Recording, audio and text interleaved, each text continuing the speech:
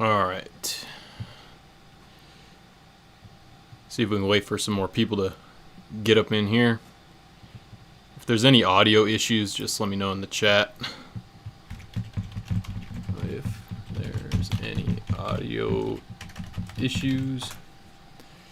Should be good, but I got a fan on, so I keep the AC off, but if the fan's too loud, then I can turn off the fan too.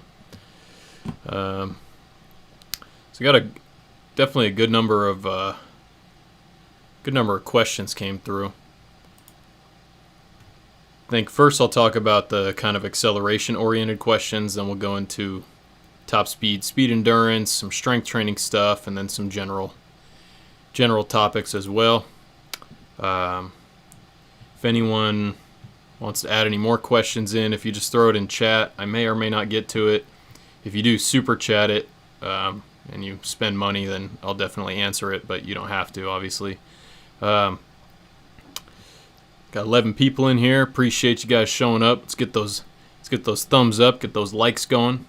If you happen to not be subscribed, it'll tell you when you go to leave a chat. So make sure you're subscribed, hit the thumbs up, and we shall start getting to it. So let's see here. First question was, how to develop great acceleration as someone who plays a contact sport. So I think with any type of sport that you play, the fundamental aspects of performance and your training aren't going to be that much different. It's just that if you're in a contact sport, the distance that you have to accelerate over is going to be much shorter than if you're a 100 meter, 200 meter, 60 meter sprinter. So you can take the same ideas from sprint training that you want to do, some shorter sprints, some longer sprints, maybe focus on shorter rest periods earlier in your training year, longer rest periods when you're closer to competition. But the distance over which you need to really work on acceleration doesn't have to be as far. So a team sport athlete should be able to accelerate over 40 meters, but the bulk of what they really need to be good at is going to be 5, 10, 15 meters, maybe 20 meters if you're like a wide receiver or you play on special teams in football. If you're a forward in soccer, I'm not too well versed on the different positions in rugby, but if you're someone who has to sprint more, then yeah, you're going to need to go longer, maybe 20 or 30 meters in your acceleration training as a team sport athlete. But if you're a lineman in football, then you need to really hammer on the 5 meter, maybe the 10 meter accelerations, and that's where the bulk of your work really needs to focus. I do think you should work on some top speed stuff as a team sport or a contact sport athlete, just so that you're able to hit those top speeds and not get hurt in the game. But once again, the bulk of your training can really be 5 meters, 10 meters, that sort of thing. If you're a bigger guy who doesn't have to run that much in your sport, if you're a smaller guy, faster guy, maybe that's where the 15, 20, 25 up to 30 meters would be something that you want to work on. But still, we want to work on going from more forceful pushes early to higher frequency steps later. Your posture needs to rise as you accelerate. If you're a football player, your posture is probably going to rise quicker than a sprinter because you have to be ready to have your head taken off by someone coming at you. Those are the things that come to mind to me when I think of team sport or contact sport athletes as far as their acceleration. You could probably get away with more, heavy sled training in those short distances, 5, 10, 15 meters for the heavy sled work, and then the sprints somewhere between 10 and 30 meters could be where most of your acceleration work is going to hang out. The other thing is you want to work on deceleration too. So one variation might be you accelerate for 10 meters, then you decelerate for 5 or 10, and then you re-accelerate again. You could accelerate for 10, decelerate for 5, change direction.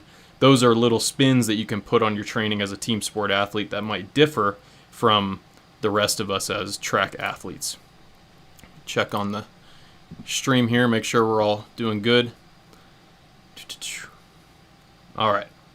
Like I said before, now that people are in here, I did have a bunch of questions already submitted, so I can't guarantee I'll get to all the ones in chat. Unless you do super chat, then I promise I'll answer it at some point. Moving on to the next question. What exercises are best for acceleration? So the exercises that you're going to really get the most out of for your acceleration are going to be things like just a back squat, a front squat, a reverse lunge, heavy sled pulls. You could do a split squat, although I've moved away from split squats and rear leg elevated squats, and I like the reverse lunge a little bit better. I saw on a post they were talking about the rear leg elevated squat versus the reverse lunge, and I just feel like in the reverse lunge it loads the glute and hamstring a little bit better for me. It doesn't irritate my adductor tendons as much. I like to do the front rack hold, so you're also getting some mobility in there for power cleans and things like that, front squats. But when it comes to developing acceleration with lifts, think of doing things that are going to develop, strength at lower velocities, and then pair that with something that is a little bit more explosive. Another thing you can do is bring in some concentric oriented lifts. So that could be like a pin squat. I posted one on my Instagram stories recently where the bar is sitting on the safety bars and you just push up from there. I paired that with a concentric box jump where I just got into a squat position and then, all right, boom, go. So that way you're working on, accelerating your body mass. And that way you're going from that, standstill position where you're not moving and then having to accelerate your body mass up onto a box or into the bar.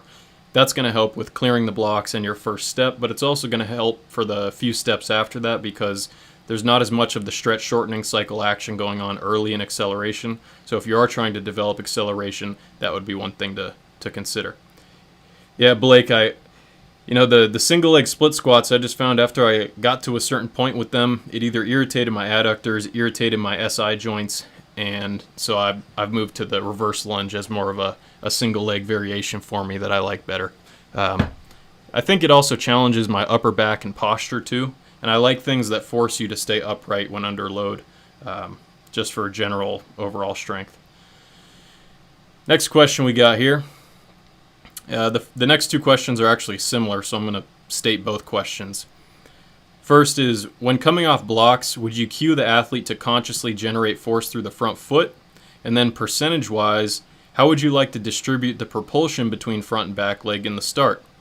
So I prefer that athletes work on pushing from both legs, and sometimes it actually helps to kind of focus on pushing through the back leg first to get that leg going.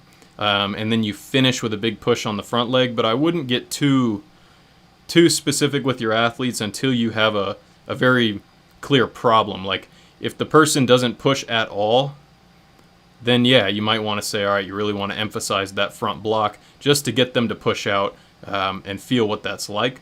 If that's not resonating with them, then you might want to go for something like a cue where you're telling them to throw their arm forward really aggressively. Because if we throw the arm forward really aggressively, that's going to help make the legs do their thing. And some people are more tuned into the arms, some people are more tuned into the legs. So how you cue an athlete will depend somewhat on what they're sort of predisposed to, what they are more inclined to, have resonate with them mentally. And so I think, if you take like a 12-year-old girl who's just learning to sprint, it's probably going to be too much for her to think about, which leg to push from. But like I said, if you see that there's no push at all happening, that's when you might want to hammer in and say, you really want to push through the front leg. Then once you start to see that happening, then you can start pushing through the back leg and cueing them to do that. Another thing you could do is just get them in a position like their starting position and then tell them to just jump out, like you're standing on grass, get into a 4-point stance and just jump out. That might be another thing to work on if you're trying to get them to use both legs out of the blocks. But that's really a tough one. So sorry I don't have a great answer for that.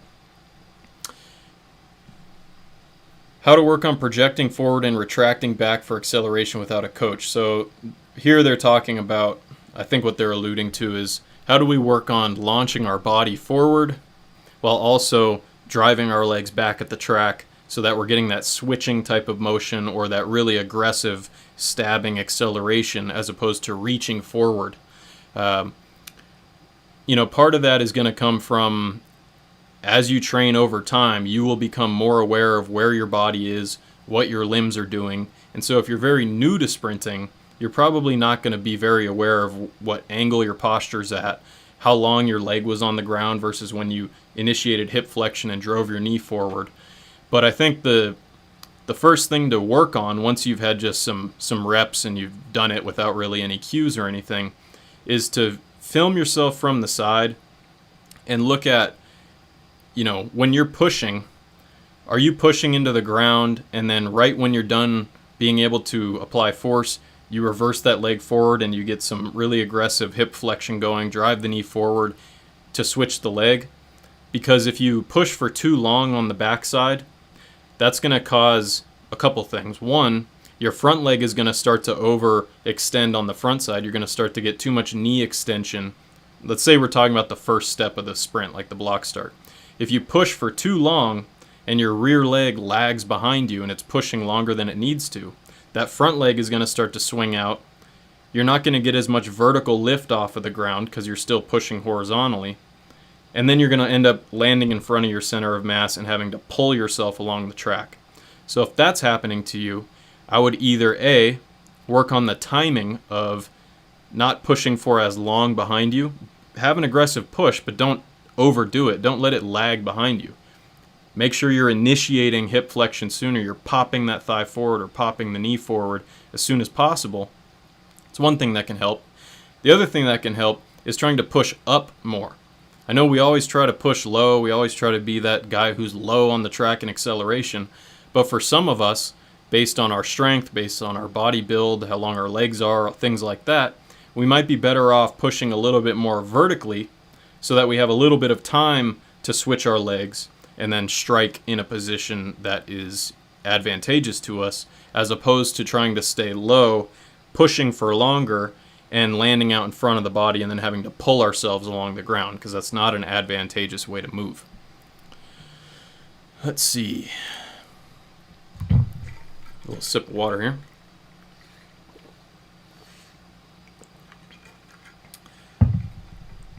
I'm in okay shape right now, Matthias. Legs starting to feel a little better. I had a little hamstring tweak last week, but fortunately we're feeling a little better now.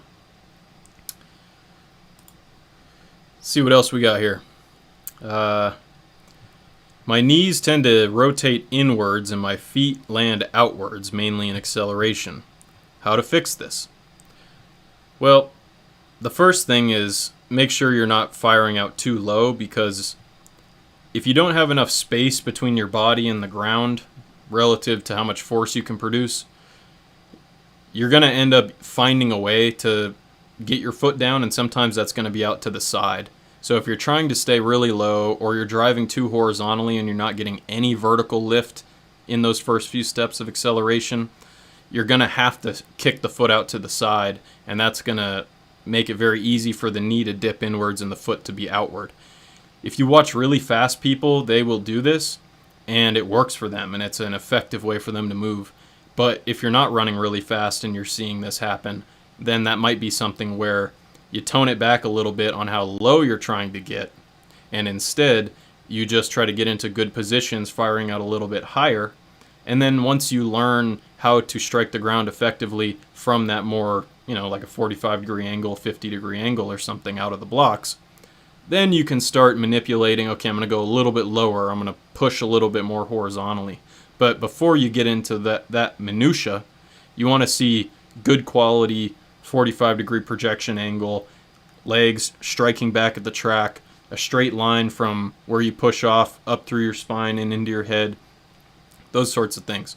So if you are finding that your feet are out and your knee is kind of falling inward, that's a sign that you're probably firing too low relative to your current level of development, how much power you can produce, things like that.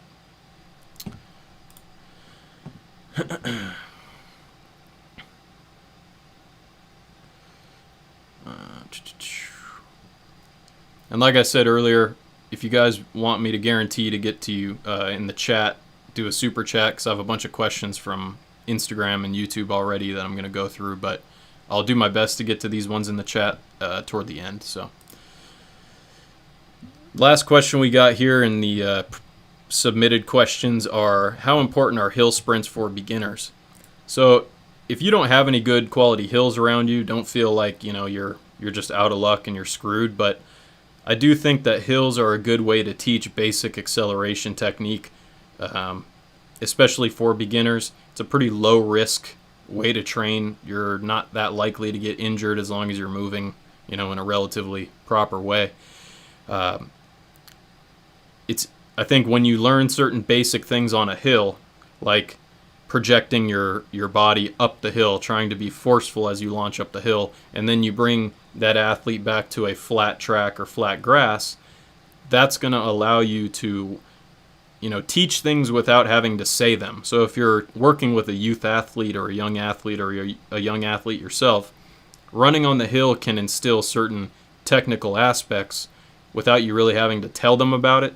And then when they go to the flat ground and sprint, you can say, all right, just try to emulate that feeling you had on the hill. And I think with younger athletes, less is more when it comes to cueing. We don't want to confuse athletes or give them too much to think about.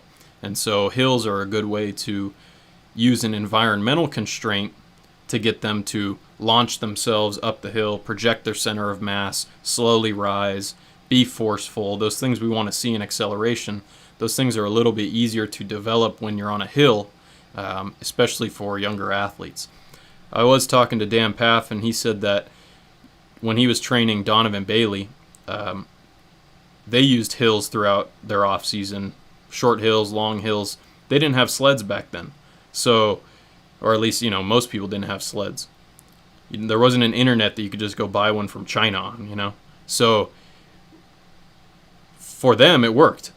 And that should inform us that it can work for us too. If it can work for a guy who won an Olympic medal, ran really fast, it can probably work for us. So, hills definitely are a good way to work on acceleration, especially with younger athletes.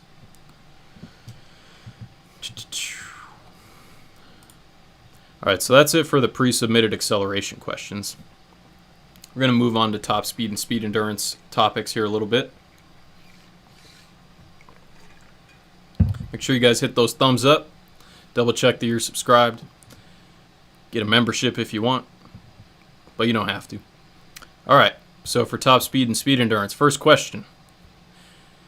When and how do you transition from concentric action movements to maximum velocity phase mechanics? So more concisely, when do you stop pushing with your glutes and start bouncing up and down using the knee, moving through the hip flexors? Does it come naturally? Is it different for all sprinters? Should you be doing it at a certain distance in the race? So what they're asking is,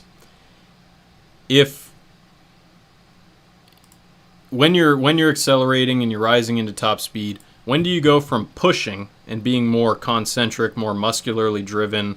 Thanks for that nice comment, Sisa.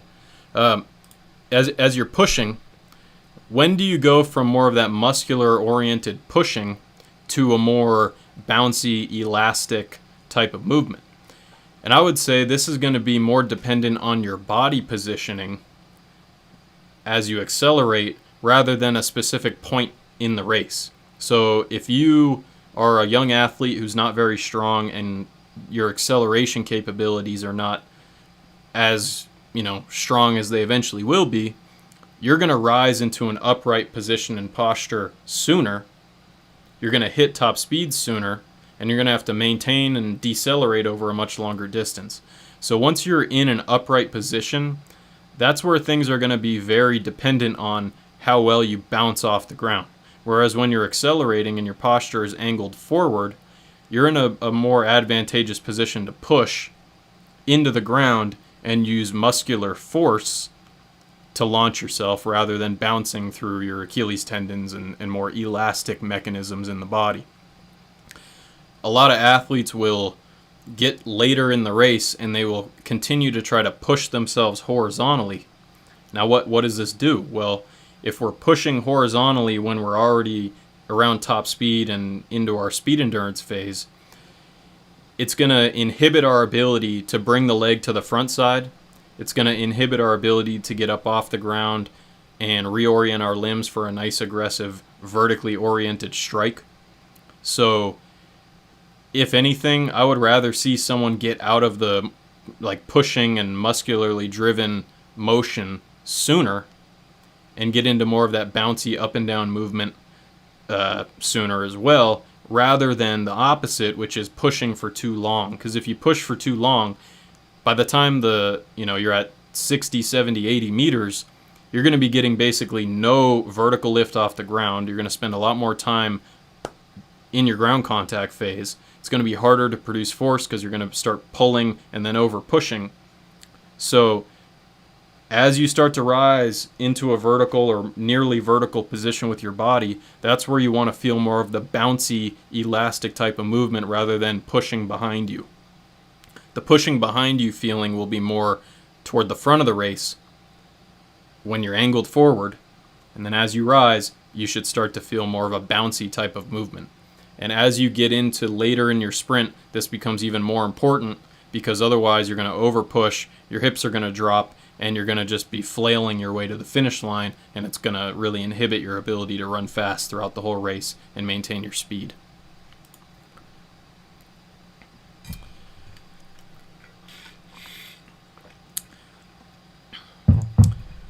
This question's pretty generic, so I'm not going to answer it directly. They said, Cody, do you have any sprint tips? I started to use hammer action of the legs.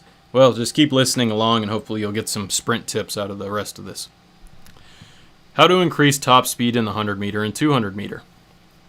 It's a pretty broad question, but let's see if we can dig into it. So some of the things that are going to impact your ability to run fast in the 100 or the 200 are going to be how well you accelerate, which is going to be based on your acceleration mechanics, how much force you can produce, what direction you're producing that force in.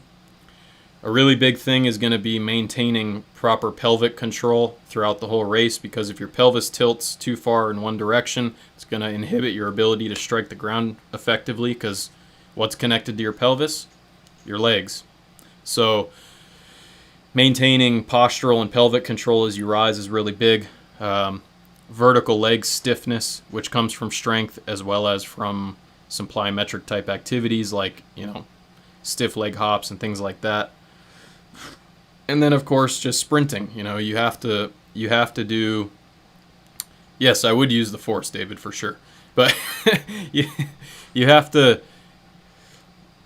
combine all these things to run fast. And if you just get strong and you just do acceleration, you're never going to learn the frequency or the elastic feeling of sprinting fast. On the flip side, if all you ever do is maximal velocity sprinting, you never do any strength training, eventually you're going to get to a point where your tendons are overpowering your muscles and you're going to pull a muscle. So you have to balance the muscular development with the tendon development with your strength training and how much sprint training you do and what types of sprint training you do. But learning to bounce, learning to really feel like as soon as your foot's on the ground, you're getting it back up into the air. That's probably the biggest thing you can learn from a technical standpoint, aside from managing your posture and not flopping all over the place like a dead fish when you're running down the track.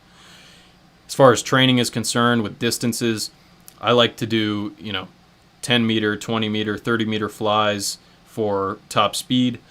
Sometimes I'll do more of a gradual build up into it so I can, feel where my posture's at, feel where my positioning is, and then over time I progress to where I go from those more gradual accelerations into the flying zone into more aggressive accelerations like a race style acceleration. But first I like to learn, okay, is my postural control good? Am I rising properly? Am I positioned well? And I do that with more gradual accelerations into a flying sprint, like a 20 meter fly. And then I progress into accelerating as hard as I can into that fly zone. Another thing you might do earlier in your training year, like August, September, October, is you could do longer flies, like a 40 meter fly, where you're trying to maintain your speed really well. And you're not necessarily trying to go true 100%, but maybe like 98%. That can help with learning where your body positioning is and your posture and all that, similar to how a gradual acceleration can help you feel where you're at better. But after a certain point, you have to be running at maximal speeds if you really want to drive maximal velocity sprinting. You just have to be careful, because if you do it too much, you're going to get hurt. So you have to balance your desire to improve sprinting with the ability of the body to recover, because if you're sprinting under fatigue, that's when you're going to get hurt, because you're not going to be able to control your pelvis, which is going to make where your legs land and your feet land unpredictable, which is going to make it easier to get injured. So kind of a roundabout way to answer it, but there's just a lot that goes into it. And when I get a really generic question like, how do I run faster? There could be a whole book written on that. So it's hard to answer a question like that. Training progressions for top speed throughout the year. Well, I already sort of touched on that, but I would progress from shorter distances to longer distances. I would progress from gradual accelerations to maximal effort accelerations, entering that top speed zone. I would also progress the distance, like maybe earlier in the year you're trying to hit top speed at like 40 or 50 meters, but as you approach competition, you're trying to hit top speed at 60 or 70 meters. So that's another progression you could throw in there. You could go from sprinting into the wind to sprinting with the wind, but whenever I'm doing speed, I typically just sprint with the wind. Best workouts, as specific as possible to improve the last 50 meters of the 100-meter race. I like 70-meter sprints, 70, 80, 90, up to like 110 or maybe 120. Once you go beyond 120 meters, it's starting to be questionable as far as like how much does that relate to the 100-meter. You could run 150s, and that's going to be good for your speed endurance for sure.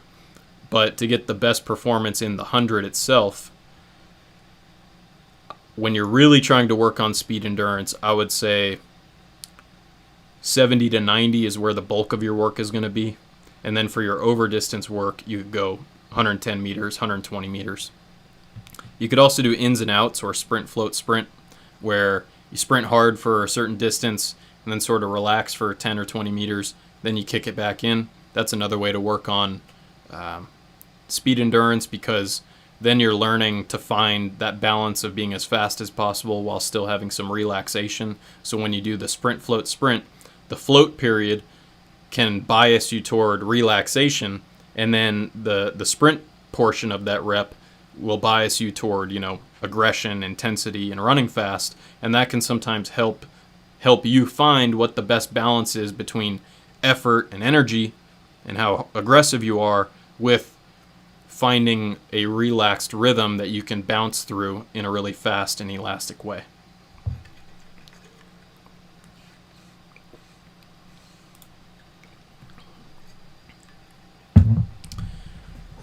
Should you sprint train during the football season? I'm just taking a look at chat real quick.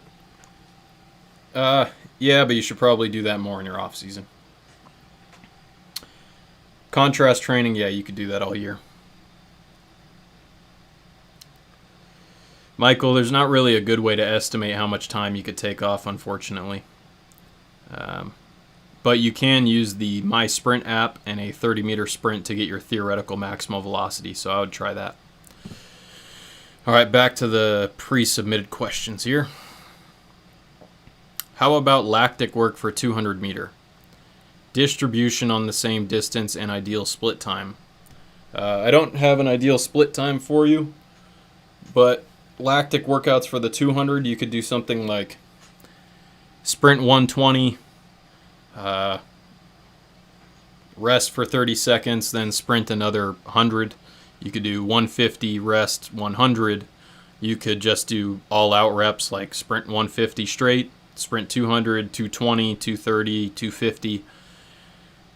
I would look at when you run, say you time yourself in a 200, and if you have a timing system, or you can just film on a camera using the My Sprint app and set cones out at different distances, maybe every 20 or every 50 meters, and look, when are you decelerating the most? When are you seeing your performance drop off? If you're trying to run a 200, but every time you run it and you hit 120, you start falling off the wagon, well, that's the area that I would approach first. There's no sense working 300-meter sprints if you can't run a 130. If you die at 120 every time, that's where you should work. So I would look at it more of figure out what you need by timing yourself, looking at yourself on film. When does your form fall apart? When do you start noticing that you're flailing all over the place and losing your posture and your ground contacts are getting longer? Work from there. I know you want to develop the whole 200, and you should, but you have to start with the point at which you're starting to fail. That's where I would work first. Maybe that's at 150 for you, so you start working 150s, 170s, and then you progress to 190s, 200s, 220s. If you can run the whole 200-meter rep, and you maintain really well, then maybe that's a sign that you need to work on your speed more or your acceleration more, or your true speed endurance rather than your special endurance. So figure out where in the race you start falling apart, and then start figuring out ways to target that zone a little bit longer, a little bit shorter from there. Retest, see if you can still, see if you can run further without falling apart, and then you shift the zone that you're using to target with your special endurance work and your speed endurance work.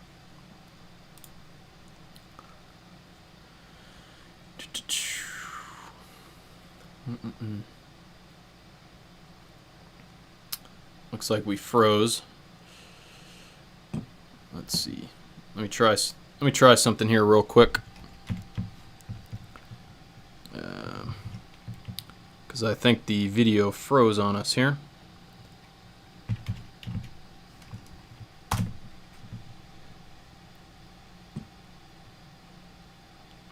Just going to change some settings real quick.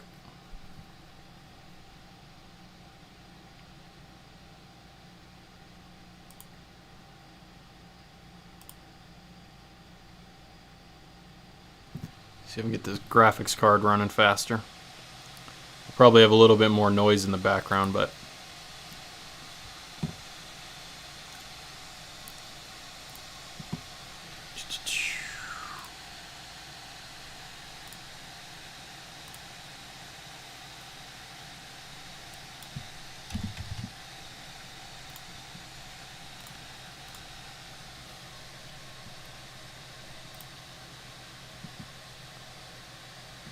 alright, well, you could still hear me, so that's good at least. We'll see if we can get this to come back, but I apologize for the low quality video going on.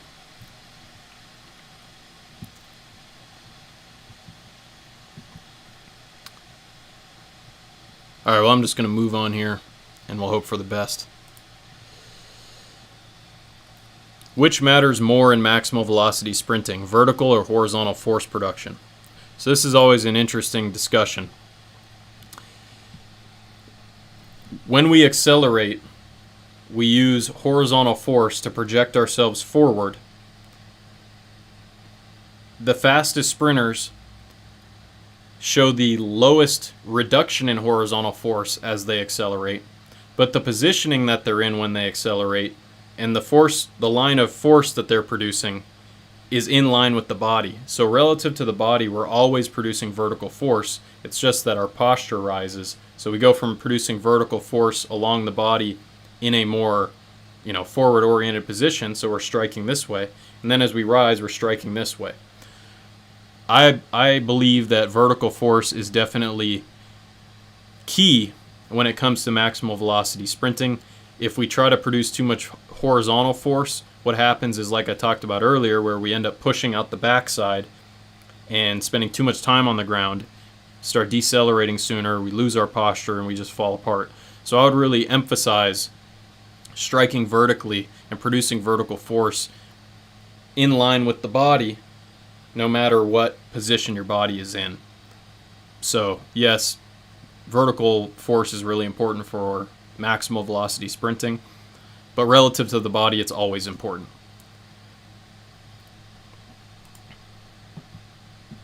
Appreciate you guys' patience with the stream quality.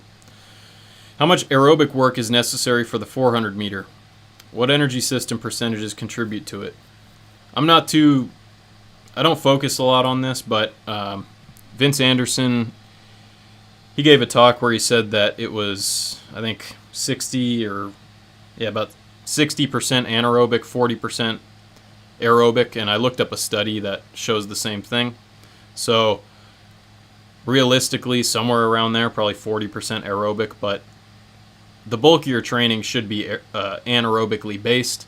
You will develop aerobic qualities by doing anaerobic training. So, when you run a 150 or a 250 or a 400, your lungs are going to be pumping no matter what you do. So I wouldn't worry too much about how much aerobic development you get unless you're not able to do any of the sprint workouts, like you just fall apart because you can't recover between reps. That might be a sign that your aerobic fitness is lacking.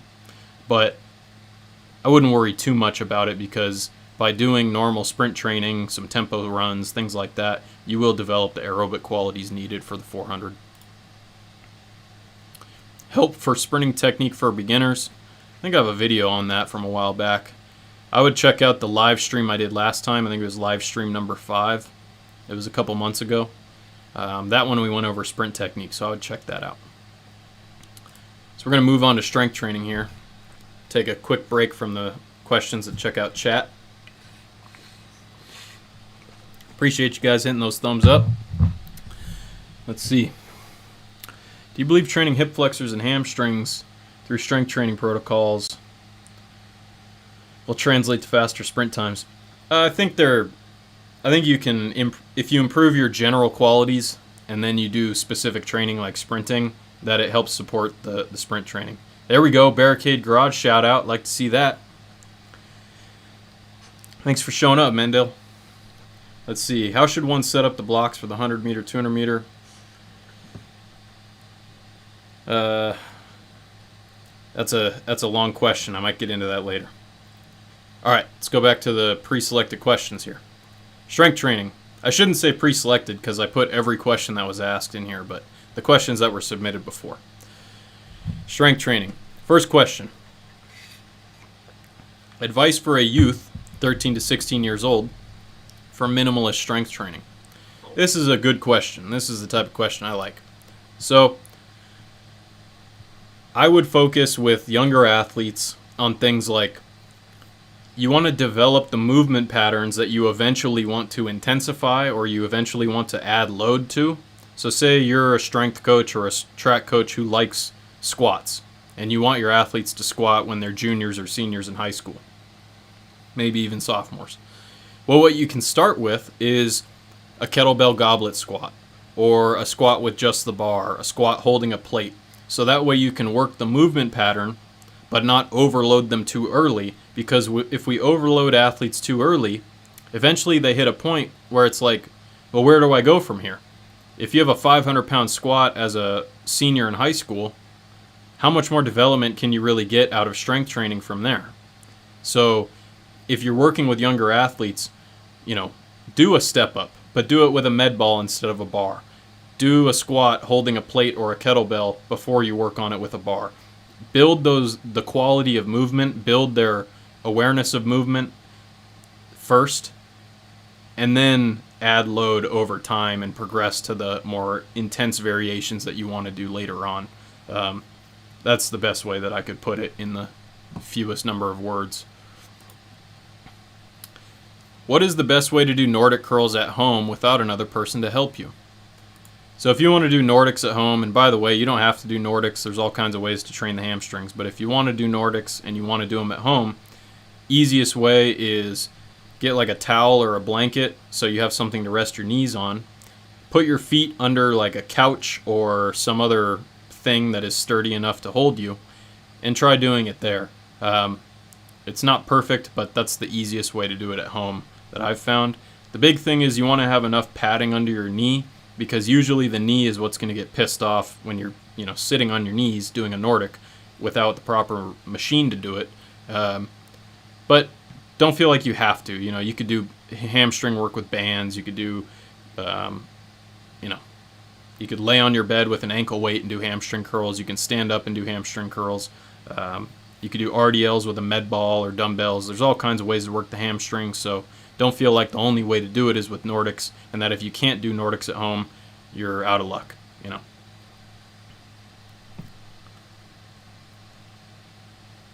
See? Blake knows. That's some ingenuity right there, man. Let's see. Thoughts on inertia flywheel training? I mean, it seems like a pretty good way to get work done if you don't have a lot of equipment. Those flywheel setups are pretty expensive relative to what you can do on them. I'm not too well versed on them. I think I used it once when I was an intern at Altus. They had one. They had the K box, I think, or it was like they were testing it out. It's definitely hard. Like you'll get a massive leg pump doing that, but I don't really use them, so I don't have a whole lot to say on that. How can you train mobility and range of motion? By getting stronger. So, and I don't just mean getting stronger like pushing your 1 rep max up, but like something like a Jefferson curl where you're standing on a box, you're holding a relatively light weight, and you basically go as low as you can with that. Like you're standing there, you're holding a weight, and you bend down and reach toward your toes with the weight. You don't have to use a lot of weight. In fact, you should use a light weight, but that's going to help with your range of motion, and that can be incorporated into your workout without having to do anything really extra. The more that you can expose yourself to ranges of motion in your strength training, whether that's body weight strength training, light strength training, or heavier stuff, the more you can work on getting into ranges of motion that you feel you need to get in with load, the easier it's going to be to do that without load. So I like to do mobility training in the gym with different exercises, whether that be like the knees over toes guy type squat. He calls it the ATG squat, but it's basically a split squat where you get into like a very deep knee and hip flexion. I would use things like that to develop mobility and range of motion more than just stretching.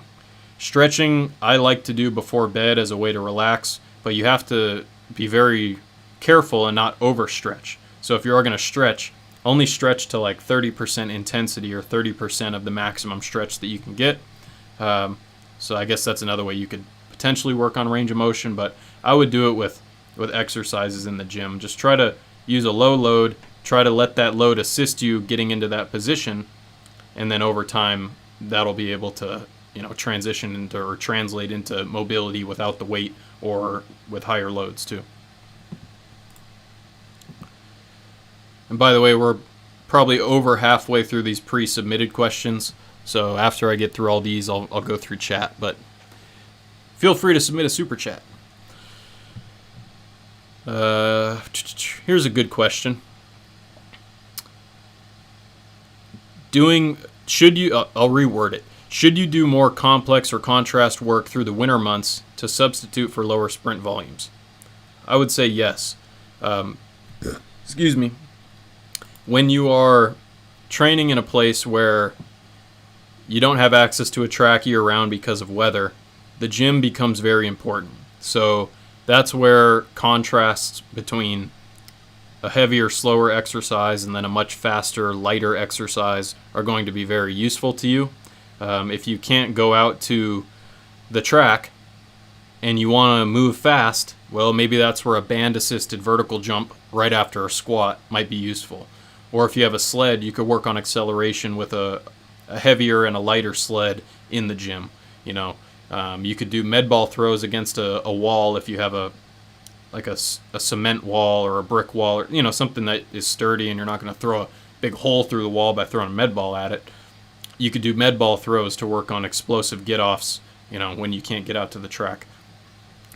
Getting creative when you have constraints put upon you, that's what separates a lot of good athletes from the athletes who don't quite make it, because we all are going to have constraints, whether that's an injury, a social family issue that's weighing on your mind, weather that doesn't allow you to sprint outside. So I would say yes, using complexes and contrasts in the gym between heavier, slower, and lighter, faster work is something you can do to at least help maintain certain qualities when you're not able to get to the track very regularly. Another thing on that is, when you sprint, you're getting a lot of plyometric work in just by sprinting. So if you're able to sprint year-round, you probably need less plyometrics than someone who can't sprint year-round. So if you don't have the opportunity to sprint year-round because of weather, Maybe you might need to do higher volumes of stiff leg hops, maybe some low to medium height depth jumps, things like that.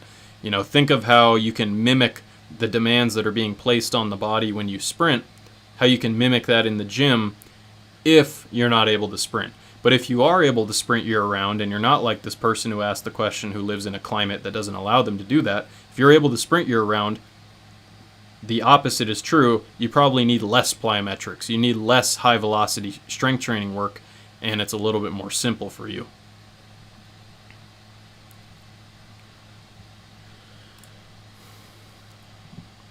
Let's see.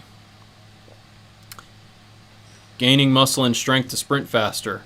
It's not really a question, but yes, you can gain muscle and sprint faster as long as you're not overeating, but it's really hard to gain muscle. Like, once you're out of your high school years and your early college years, the amount of muscle you can actually put on, if you gain weight and lose weight, you're probably gaining carbs and water weight and maybe some fat and a little bit of muscle.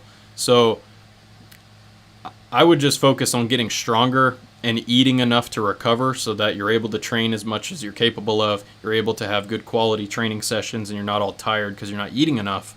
I would focus on eating enough to get stronger and then let the muscle gain happen as a byproduct of doing that rather than trying to chase the muscle gain. It's hard to gain muscle after puberty, so, just consider that. Got two more from the strength-oriented questions, then we'll go into some general topics, and then we'll hit the live stream chat. Should a maximal strength block include some top speed and acceleration or power work? Yes. Sprint throughout as much of the year as you can. It can be on grass. It could be 95%. Doesn't have to be 100% every time you sprint. It could be some tempo running at 75, 80%. But there should be some type of running in your program year-round, except for periods where you plan a specific break just to give your body a rest, just to let your brain kind of, recover from always having to train and having to get out there and maintain that discipline and motivation. As long as you're in a good physical state, like you're not broken, you're not injured, you're not depressed because you've been training too much and your neurotransmitters got thrown out the window 2 weeks ago, as long as you're in a good state of readiness to train, you should be sprinting, whether you're doing maximal strength work, whether you're doing general prep work, whether you're doing power and peaking work. There should be sprinting in your program at all points of the year except for when you have a specific phase where you're planning to not do any training or not sprint. Do you think you'll make a video dedicated to in-season strength training once it's closer? Yeah, that's a good idea. I should do that, so I shall. Now we got some general topics.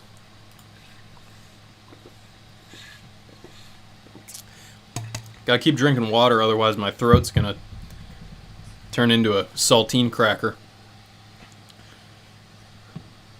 But at the park I got called a saltine cracker, so maybe that's how it's supposed to be. What's your opinion on the knees over toes guy? And of course the Olympics, Forza Italia. So what is my opinion on the knees over toes guy? I got a few things to say. One is his exercises seem to be pretty useful for, like, that question earlier about how do we improve mobility. Knees over toes guy, that's a great way to train if you want to improve mobility. Another thing is the knees over toes guy type training. That stuff is really good in your general prep. That is, it's good basic general training for you. There are exercises you could take from his stuff that I think would be useful, depending on what your mobility demands are, if you have injuries, things like that. It's not the end-all be-all. I don't believe that if I did knees over toes guy training 100%, that I would go from running where I am now to running 9.9. I don't believe that would be the case. I think he's really good at marketing, and more power to him. I wish I was as good at marketing as him, but it's kind of in the middle. It's like, it's useful stuff, athletes can use it, general population can use it. I think the fact that general population can use it is one reason why he's become so popular. But it's not going to be the end-all be-all. It's not going to take you from running 11 seconds to running 9.9. So that's the gist of what I think about knees over toes guy. Seems like a nice guy, so, you know, it's all good. Glad someone's making money out of this stuff. Let's see. If you had to only pick one of the following or add your own very top choice to this question, which of the following do you think attributes most to Jamaican sprint success? A. Genes. B. Pool of local coaches. C. Country self-belief. D. Athletes not coming from entitlement and poor upbringing. E. Keeping training or other things not comfortable. So I would say that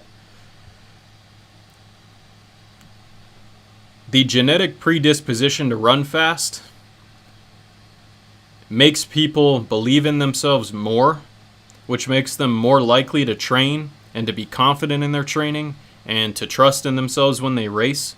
So the genetic qualities that create great sprinters also have an impact on the cultural and social factors which lead to a country having a disproportionately high number of fast sprinters. Now, I know there's been controversies like leading up to some of the Olympics of the past. They only did so much testing of the athletes. They only did, whatever, but I don't really want to get into that. I think if you're if as a population there is a genetic predisposition to running fast, more people will run fast, which will make other people believe that they themselves can run fast, which will make them go out to the track team, which will create competition within that area, which will create these different track clubs who are always vying for who has the fastest team, and it creates an environment that is very conducive to producing fast athletes. It's not only because of the genetics. It's that the genetics sort of, they light the fire, which then allows it to then spread and become something to where now they're known for their fast sprinters. Hopefully that makes sense. Let's see. Yeah, that'd be a good collab. Blake, somebody hit him up and tell him to shout me out to his 500,000 subscribers. Let's see. Now we're going to poke the hornet's nest. What are your thoughts on Naudi Aguilar or functional patterns? They talk a lot about gait and sprinting. So I posted something yesterday. I saw a comment of some guy talking about why do people talk about force and pushing, and I've never seen someone push in a sport. Isn't everything rotational? Isn't everything, rotary power, rotary energy or something like that? And look, there's things that you can take to implement into your training, things that you can benefit from a very wide range of sources. A guy like, say, a Darian Barr, I think a lot of what he says is just chatter. He might see something and then bring that up and say, oh, you got to do this, got to do that. As a whole, I don't believe that anybody can really completely reinvent the wheel when it comes to training. I don't think we can get around certain aspects, like you have to overload the system for it to have a reason to respond to training for you to get better. So when I see something like the Naudi Aguilar functional pattern stuff, where it's all a bunch of rotational, pull on the cable while you have this mace that you're moving in some way, and they get into these flowy movements and all this stuff,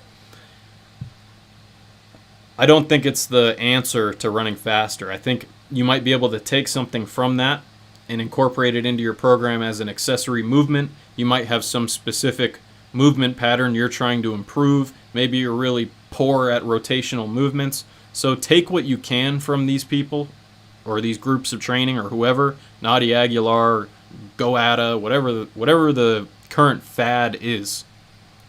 But understand that when they say things like, lifting heavy is only going to get you hurt, or lifting heavy isn't going to make you better, the science shows us that if you get stronger, you can become a better athlete as long as you have your specific training, incorporated into it. The things that are required for you to improve are typically also things that are risky. So if you want to improve maximal velocity sprinting, and you're going to then do maximal velocity sprinting in practice, you're inherently predisposed to injury because you're pushing the limits of the body. And anytime you're pushing the limits of the body, which is sometimes required to improve, you're going to be at a greater risk for injury. So I don't believe that you can train in a very cautious way where you're never exposed to potential injury and have a very high likelihood of seeing huge improvements once you're already developed as a person. Once you're 25 years old, training easy all the time is probably not going to be enough stimulus for the body to improve. Doing rotational cable exercises is probably not going to be enough stimulus for you to improve. So I'm very hesitant about groups who go around bashing traditional training and saying, "Oh, you're a Neanderthal if you think that squatting heavy is going to make you run faster." I don't think that type of mentality is very open-minded. I think it's more of a, we're reinventing the wheel. We know what is right. You're wrong. And I just don't trust people like that. I feel people like that are trying to sell you something rather than teach you something. And I don't buy into it. So that's my opinion on Naudi Aguilar. Don't know much about him, but from what I've read, some of the things that I've seen, seems a little too combative, and that his methods are not very well supported from like a science perspective. Not that my methods are well supported by a science necessarily, but I try to at least follow principles that are well established, that have a high likelihood of possibly helping, rather than going out on a limb doing something really funky and weird that doesn't require much loading. I don't think that those funky, weird things that don't require much loading have that high likelihood of impacting your ability to run faster. Check on the chat, make sure everyone's still here. All right, we're still alive. Got the excellent connection going on. We got to embrace that while we can. Life is short and everything is temporary, including high-quality internet connections. Do you offer one-on-one coaching? I do. I don't do like a whole lot of it, just because sometimes the amount of money that justifies the time it takes for me is sometimes more money than someone might feel it's worth for them to spend. But I do one-on-one coaching. It just has to be the right fit, The more time you demand of me, the more expensive it's going to be. If you're not very demanding on time, we can find a very affordable setup. If you want me to talk to you every single day on the phone, be your psychologist and deal with how you argued with your girlfriend, and help you with making you feel better when your pet feels sick, or whatever, that's going to require more money. But yes, I do offer one-on-one coaching. Does sleeping more than 9 hours affect your performance the day of a competition? That's a good question. If you don't regularly sleep 9 hours, you're probably not going to sleep 9 hours the day before a competition. You're probably going to sleep less than what you regularly sleep because of nerves, because you're stimulated, you're excited, all that stuff. If you're not used to sleeping 9 hours and then you do sleep 9 hours the day of a competition, you might feel a little sluggish, but maybe not. Maybe you'll feel good. I think what's important is finding a consistent sleep schedule and trying to stick to that, rather than, I got to meet, now I need to sleep more the day before. It's like, well, that's not really going to do it. Instead, maybe try to sleep between 8 and 9 hours 6 out of 7 days of the week, or 7 out of 7 days of the week, and then you don't have to worry about it as much. But if you have some huge deviation, like you're used to sleeping 9 hours and you slept for 5, or you're used to sleeping for 7 hours and you slept for 10, that's where you're going to start throwing off your circadian rhythms. You might feel sluggish, you might feel a little fried. It's unpredictable. So we want to have a predictable, outcome, and we get predictable outcomes by having consistency, whether that's consistency in our training, consistency in our diet and sleep patterns, consistency in how much external stress we're taking on in our life. if we can create consistency through all those things, then when the competition comes, you won't have much to worry about.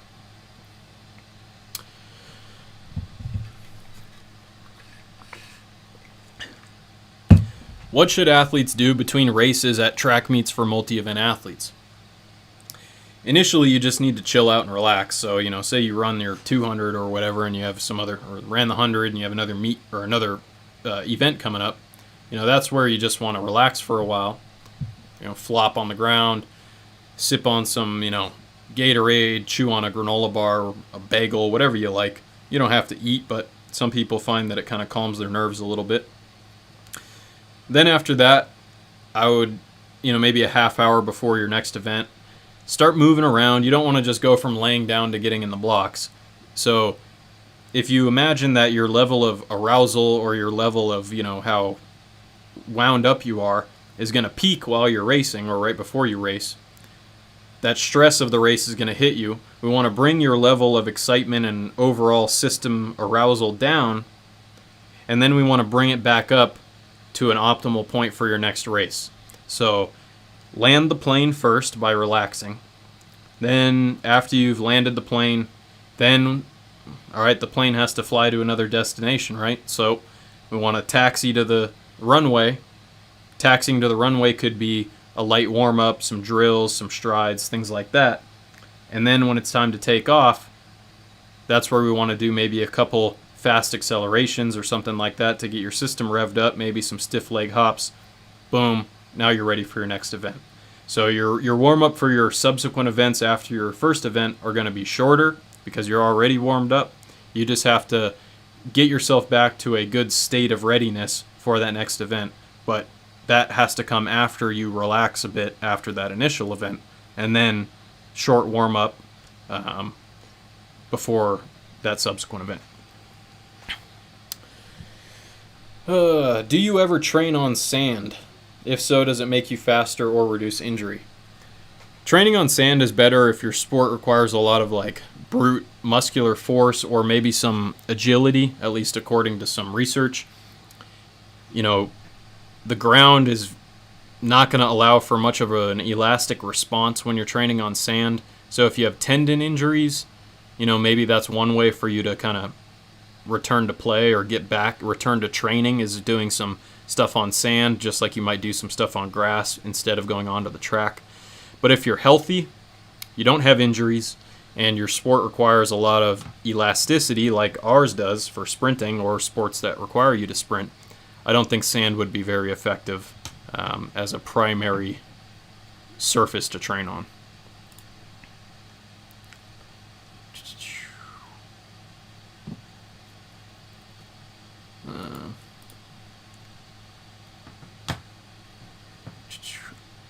All right, I got a few more questions, and I'll get to that super chat, Mendel.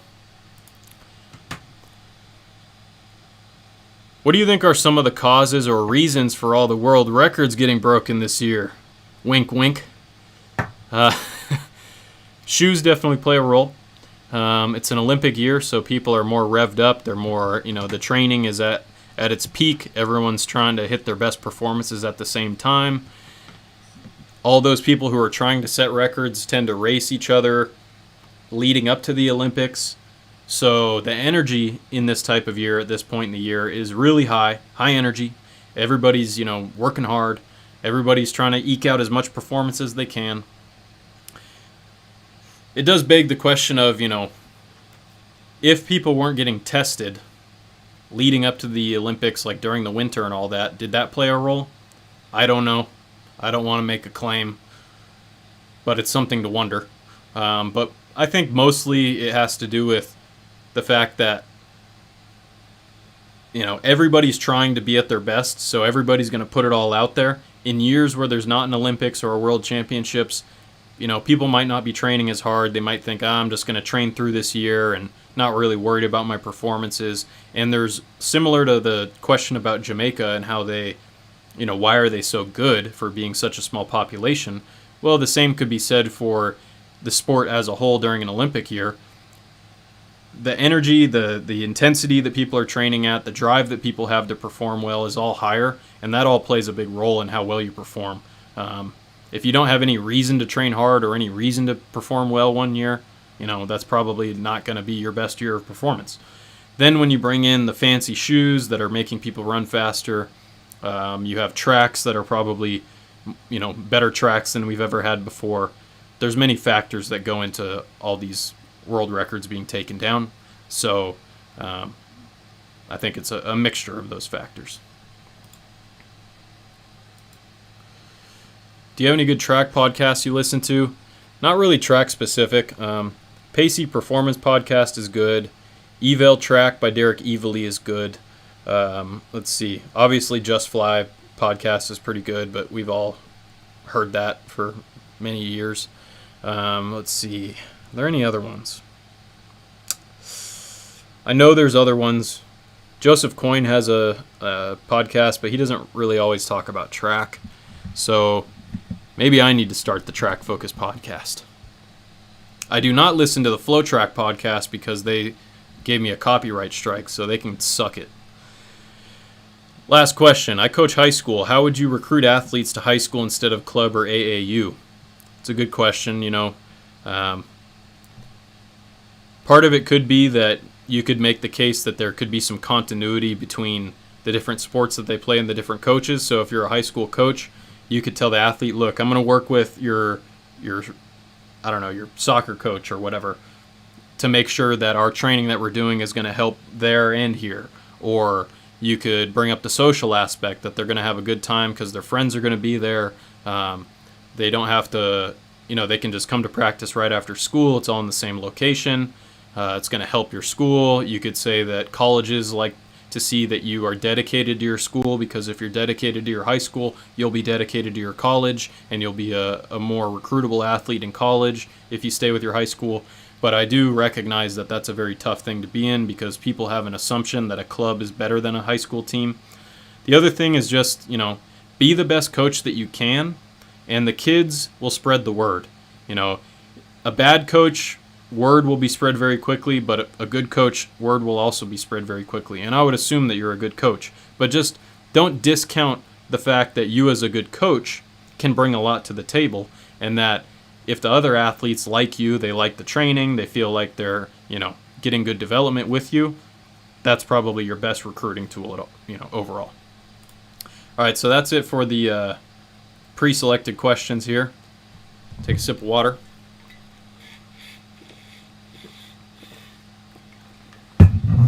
So Mendel, we got a super chat from you. I really appreciate that. Question is, how do I learn proper form? I have doubts about how I should place my feet. I run once in a while, but I feel like I run weird and slower than what I could. So the first thing that I would do is you could set up a camera, to the side of you. I don't know if you like to go on jogs, if you like to run fast, or if you are going to be sprinting, but this will apply no matter what speed you're running at. You want to look at yourself from the side while you're running. So set up your camera on your phone, slow motion, and watch yourself from the side as you're running. And look, where is your foot contacting? Is it way out in front of your body? Or are you bringing it down and back somewhere under your chest or close to that point? When you push off behind you, is your leg getting super extended and lagging behind you and sort of hanging out back there? Or is it cycling through in a nice rhythmic manner? The other thing to consider is first start with your posture. So make sure that your pelvis is in a neutral position. If you were to look at your pelvis from the side, you don't want it to be tilted way forward to where you feel like your low back is kind of crunching. You also don't want it to be tilted way back to where you feel like you're creating a big a compression point around where your belly button is. You want to find a neutral position with your pelvis, a nice upright position with your torso, and start from there. Don't worry about reaching too far or pushing too far behind you. Just pick the foot up, set the foot down, let your arms relax, and start from there. If you want, you could send me a video to my email, and I could see if there's anything that I could point out real quickly specifically. I do more in-depth technique analysis for a fee, but if you just want a little minor thing looked at, I'm happy to do that since you sent a super chat. But I would work on finding a neutral position with your pelvis and your torso. Don't work on stepping too far, trying to be too quick or anything like that, and just get into a nice, smooth, comfortable rhythm. And then from there, if you try to run faster, you really want to make sure that you're picking the foot up and setting it down in a more vertical manner rather than reaching forward horizontally, pulling and pushing behind you in a really long ground contact. You want it to be more of a bouncy up and down type movement. You can also look up drills like an A walk, an A skip, or an A run. That might help you learn that more up and down movement that will be more relevant for sprinting or running fast. If you're just jogging though, just work on getting into a good posture and trying to feel a nice rhythmic leg action rather than trying to be too fast or be too long or anything like that. Start with just sort of a middle of the road movement rather than seeking some extreme of movement.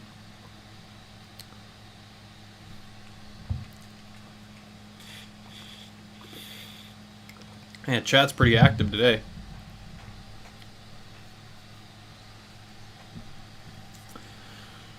What would you say is better comparatively, 1082 or 2181?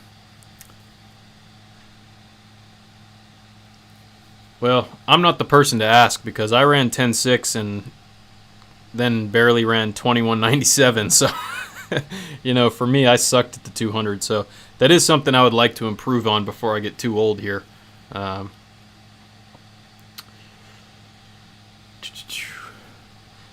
I tried those pulsars, basic gestalt. I can see how it does. It is a movement that, if you can lock in that movement, it does feel comfortable.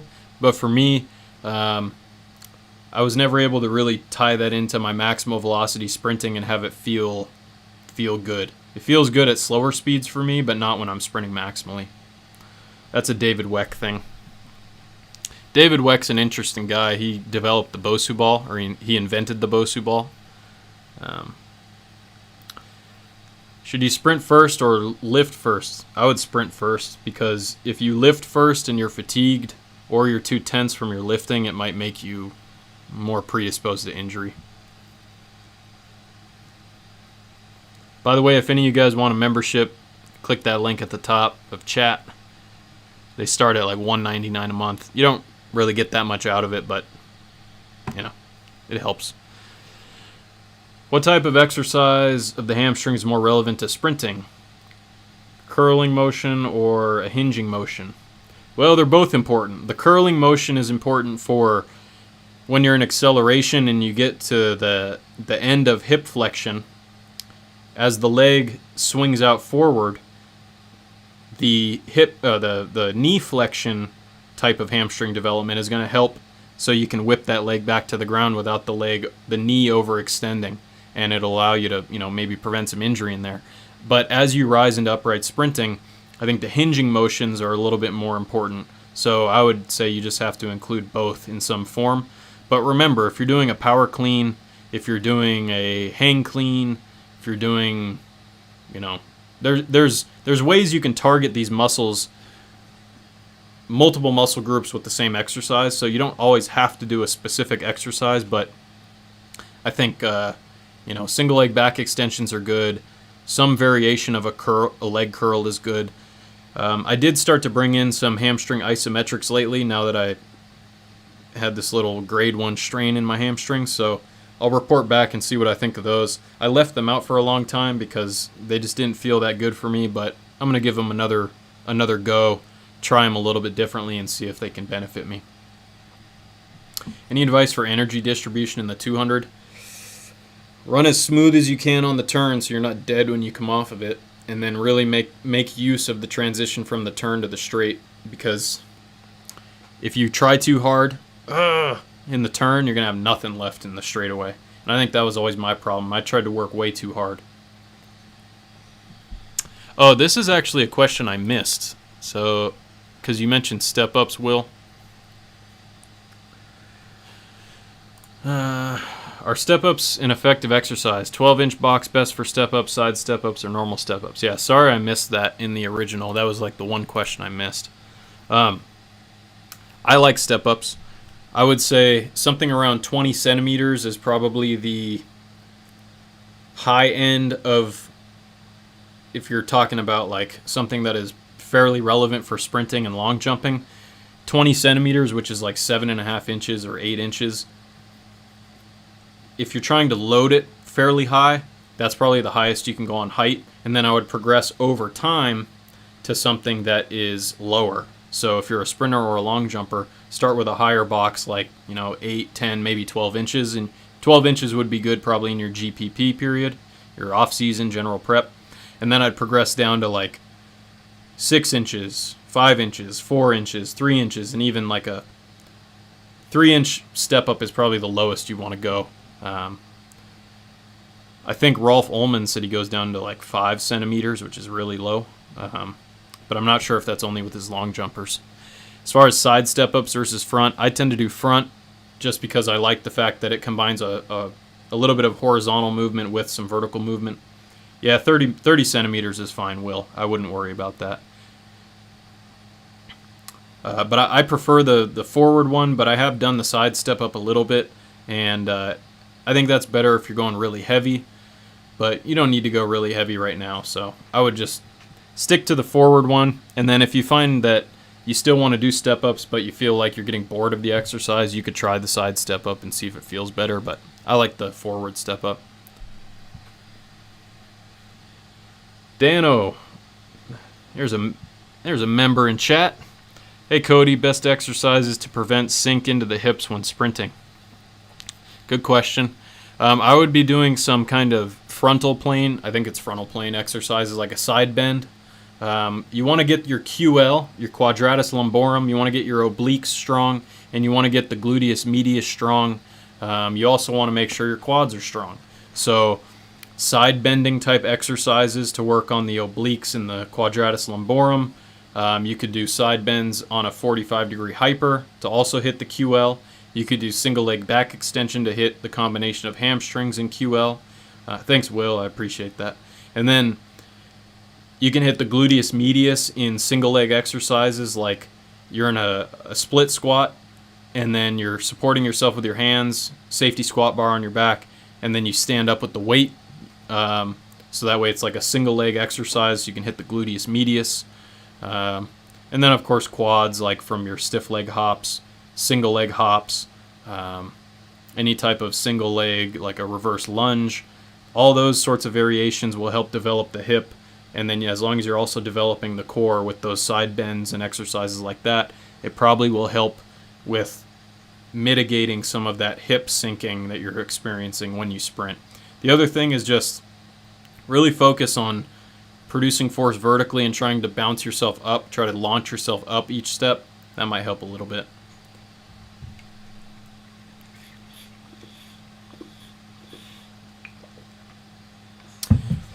Mickey, you could get a sled. I don't know if you have access to a gym, because simply getting better at back squat, front squat, deadlift, single leg deadlift, reverse lunge, push press, bench press, all those general strength exercises will help, especially if you're a younger guy and you haven't, gone through a long period of resistance training. Just some really basic strength training would help you. It doesn't have to be fancy or anything like that, but a sled is good too. I have a sled. If you don't want to carry a sled around, you could get an Exergenie, but they're not always super consistent with the resistance, whereas a sled is very consistent because the weight is the weight, Ellie, how can you train yourself to avoid sore shins and ankles while training? I would look at yourself when you run and make sure that your foot is not crashing forward into the ground when you run. So say you're sprinting this way.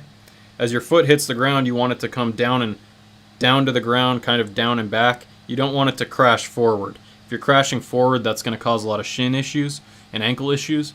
I would check out my video on shin splints that I posted a couple months ago, though.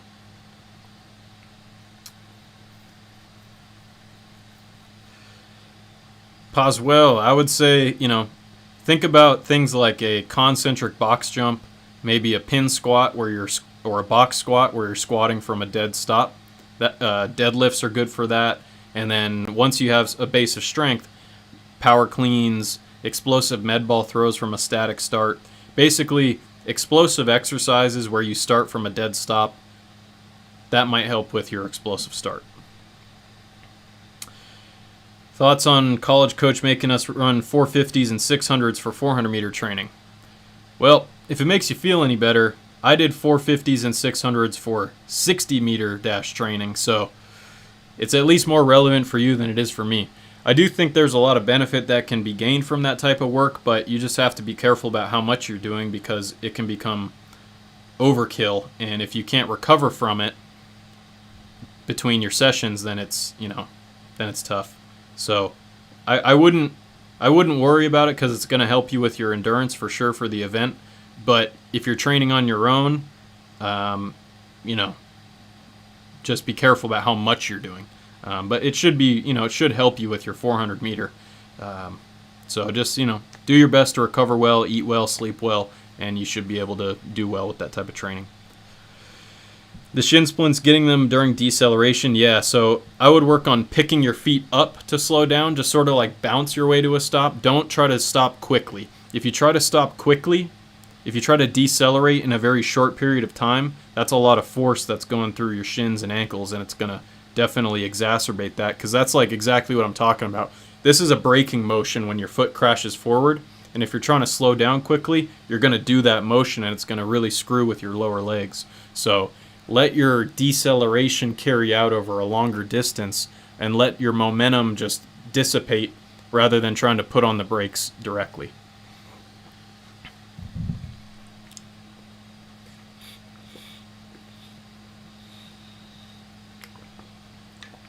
Prince X. It's not required, but it is helpful, and since you can do it with a pretty cheap app, as long as you have a smartphone, like an iPhone, I do think it's worth figuring out what your force velocity profile is, just so you have some idea of where your best opportunities to develop are.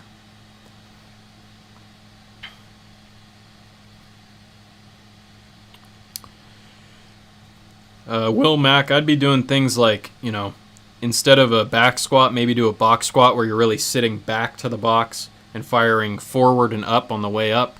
You could do deadlifts, power cleans, things like that are more hip dominant exercises. Excuse me.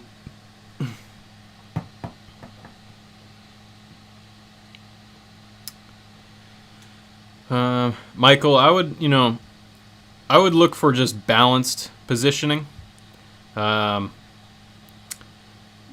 don't want to see that the butt is sticking out because there's too much anterior tilt, or if it looks like she's leaning back, then she's probably too posteriorly tilted with her hips and pelvis.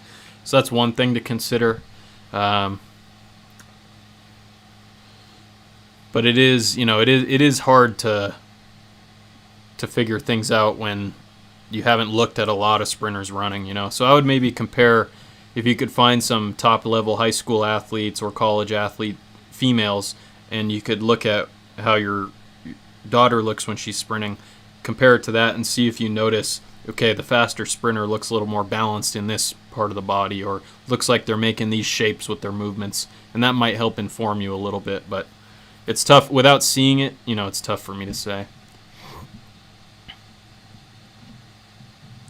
I'm going to scroll up a little bit just because there were all these questions before.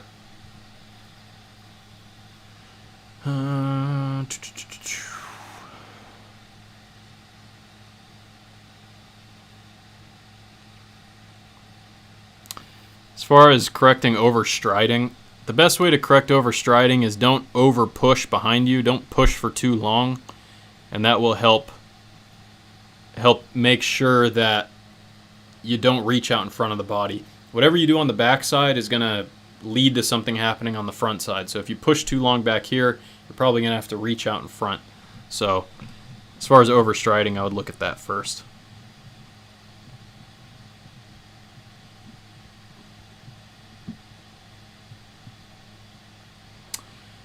Sprinter with the best form.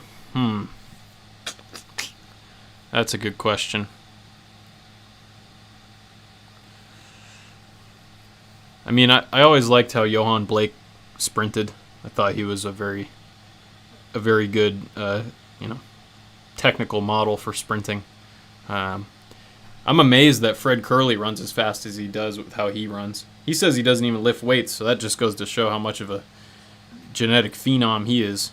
I really did like how Crazy Long Jumper ran, though, the Italian dude, Marcel Lamont Jacobs. I thought the Olympics were pretty crazy. My favorite event was the 400-meter hurdles. That was just mind-blowing. I had told my girlfriend, I said, look, both the men's and women's 400 hurdles are going to get broken at the Olympics, but I did not expect it to go, 45.8 or whatever he ran. That was just... Carson Warholm is a monster.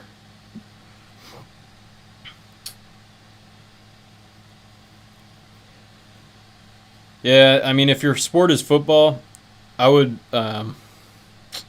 that's tough. You're probably, in your off-season, going to have to do some calf and anterior tibialis strengthening work. It's hard to... In season, it's really hard to overcome the shin splints, especially if you're playing football. As far as the tips on acceleration, I would go back to the beginning of this stream because the first 10 questions were all about acceleration. So I would check that out. And then check out some of the more popular videos on my channel have to do with exercise selection. So AS, I would check those out. Any thoughts on Trayvon Bromell? Thought it was interesting he ran 9.7 and then couldn't even make it to the final in the Olympics, but maybe he just peaked too early and then it took him some time to get back into shape, But I don't know what happened there. He's a great athlete, though.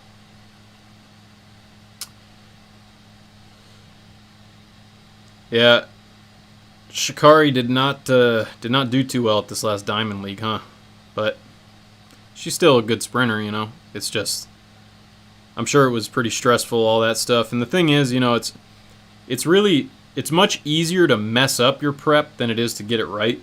It's a lot easier to not run your fastest at the right time than it is to run your fastest at the right time. So the fact that she didn't run very well, she was probably prepping to run as fast as she could at the Olympics.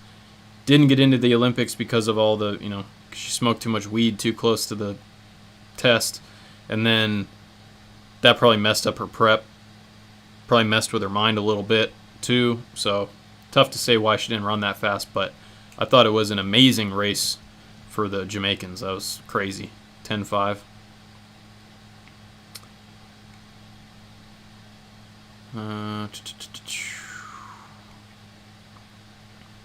Working on your calves as a sprinter, other than just what you're going to get from regular sprinting and jumping and all that, I would do isometrics on a seated calf raise, and then isometrics in a position where your leg is extended, a single A, like an A position. One foot's on the ground. You could do it in a Smith machine. I would look up the Alex Natera run-specific isometrics. That stuff's pretty good for your calves. Obviously, you could do regular calf raises just as general prep, but eventually getting into some isometrics would be good.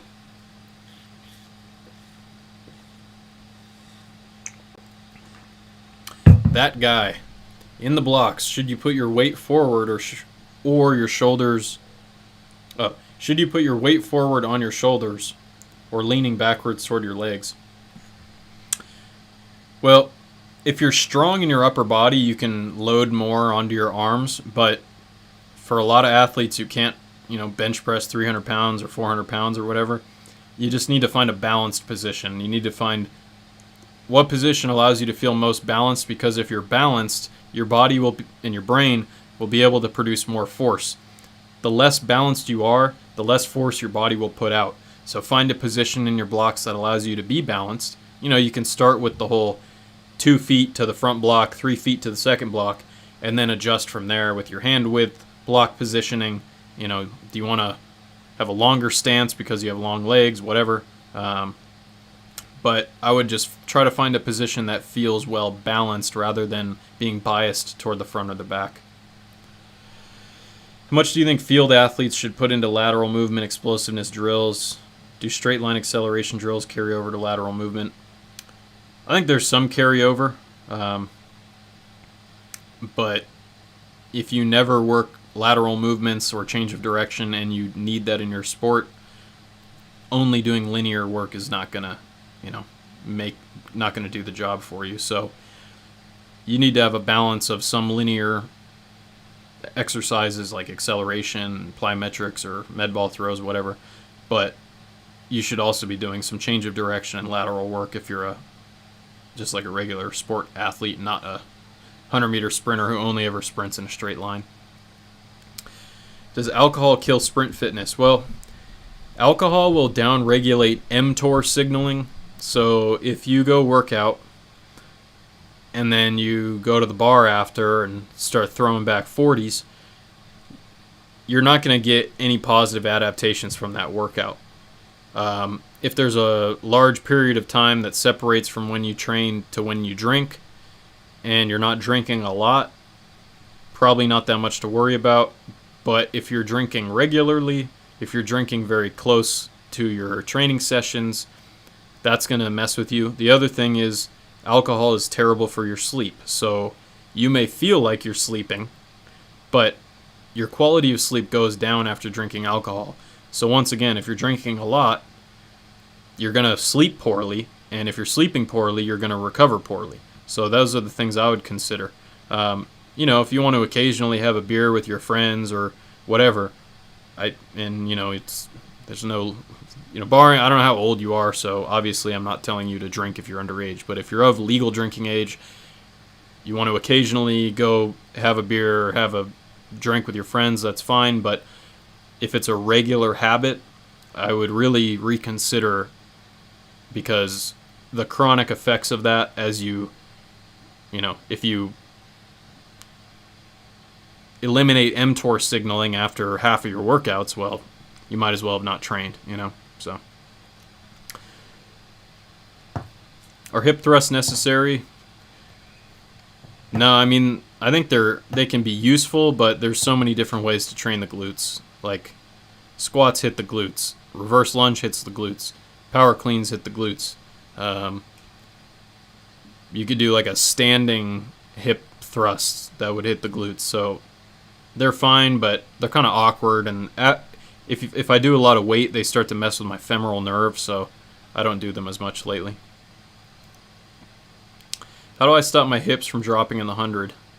Usually happens around 50 to 70, causing me to lose a bit of speed. So Ryan, I would look, and most likely what's happening is you're trying to push behind you too long as opposed to striking vertically and bouncing off the ground.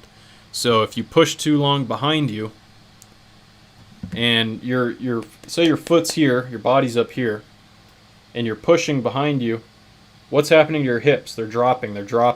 If you keep over pushing, your hips are going to get to a point where they drop too much, and now you're too low to strike the ground in a good position, and you're going to have to pull yourself and then push yourself behind you.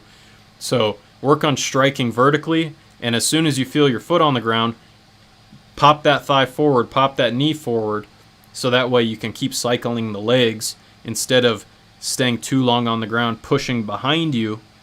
A lot of people, as they decelerate, will start to just push behind them, and it ruins everything. So look at yourself in sprinting. I would look up what the residual phase is, Ryan. I would look up Lauren Segrave residual phase and see if you can learn, like, as you're pushing into the ground, once your foot is done producing force, you have to look at how long does it take before your foot and your thigh and your knee and your whole leg starts moving forward. If your foot only moves up and your knee does not move forward, that's going to make it a lot harder for you to strike and create a lot of vertical force on that next stride. So as soon as you're done producing force, you have to reverse that leg forward. And if that timing is lagged, it's going to make it hard for you to stay tall, and your hips are going to drop, and then it's going to sort of fall apart from there.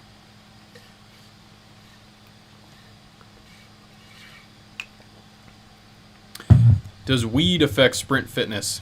It probably depends on the individual. There's not as much research on that, so it's tough to say. Hang on. I think it's probably going to have some impact on, like, making you feel kind of tired the next day. So that's one thing. if you're smoking it or you're smoking joints with papers and things like that, that's going to be really bad for your lungs. So probably not the best choice if you want to be the best athlete that you can, especially if you're inhaling it. Unlike Bill Clinton, didn't inhale. Let's see. What are some annoying injuries you've had? So most annoying injuries have been groin and hip flexor related, because once you have a bum hip flexor or a messed up groin, you are going to be very hesitant when you go to accelerate. So that's probably the most annoying. I had a lot of hamstring injuries when I was younger, didn't have any over the past few years, and then I had one last week. So now that's my current annoying injury. But for me, it's mostly been, the real problematic ones have been in the groin and the hip flexors. Quarter squats versus deep squats. Quarter squats are probably only really useful in certain situations. Most athletes are going to benefit more from like a parallel or a deep squat, just because the neural drive is higher in a deep squat. The activation of muscles is going to be probably higher. Now, if you're at a point where, you got a cat butt coming at you. If you get to a point where you feel like your deep squat's not moving up, or you're just sort of tired of it, you could bring in some quarter squats for like closer to a peaking phase, just to put more weight on the bar. But I wouldn't use quarter squats over very long periods of time, because you're probably going to get some knee pain. Cat acceleration training's going pretty well. Got them on the sled. But they're pretty lazy. They sleep like 23 hours a day, so it's really hard to get a training session in with these guys when all they want to do is sleep. Single leg deadlifts versus regular deadlifts. I've liked single leg deadlifts lately. I feel like you don't have to use as much load. You have to deal with some like rotational aspects, because when you pull the bar up, the bar is going to want to turn. So you have to fight that rotation, which I think can be good for just, leg development. But I would do regular deadlifts until it hits a point where doing more load is going to be questionable for getting hurt. That's where single leg deadlifts become very useful. But you could just skip regular deadlifts and just do single leg deadlifts, and you'd probably be fine, since all lifts are general. Did Andre DeGrasse performance during pre-classic prove what he's capable of if he gets a decent start? Yeah, I mean, he ran a windy 9.7 in college, so we know what he's capable of. But I think he always has a tendency to turn on the performances when it really counts. And, he might have been a little late just because he didn't win the Olympic 100-meter final, but still, I think Andre DeGrasse is one of the best sprinters in the world for sure. Best isometrics that transfer to sprinting. That would be a single leg isometric where you're standing on one leg in a vertical position. Single leg, bent leg calf raise isometric. And then a potential third would be laying on your back with your back on a box and your foot on a box, your hips in the air on one leg for a horizontal isometric. Long legs make squat hard. Good alternative. Well, first of all, you got to find the position that works for you. Go a little bit wider with your stance. Push your knees out as you drop into the position. Squat to a box can be useful, like an 18-inch box. I think when you're tall, you just have to work a little bit harder to learn the movement. It's not that you're incapable of squatting. I think most, like 99% of humans are capable of squatting, but you just have to take time to learn the movement pattern with, very low load, like just holding a medicine ball or a kettlebell or something like that. Squat to a box if it makes it easier. Push your knees out as you lower. Those are all things that might help you. Yeah, Dano, the fact that Gatlin is running sub 10 at his age is crazy to me. I think as we age, we have to be a little bit more careful about tissue health as far as tendons getting overworked, things like that. We also have to be careful of Any long-standing injuries we've had. If you blow out a disc in your back when you're 25, it's going to be hard to do heavy squats when you're 35. So we have to work around those injuries. I think it's a combination of staying pretty healthy. I would listen to the episode on the high performance podcast that he did. He talked a little bit about things that he's done. I know his lifting is very general, squat, bench, clean, things like that. I know his training in the off season, he does longer sprints, so he does slower stuff earlier, faster stuff later. Maybe that's helped him. I don't really know.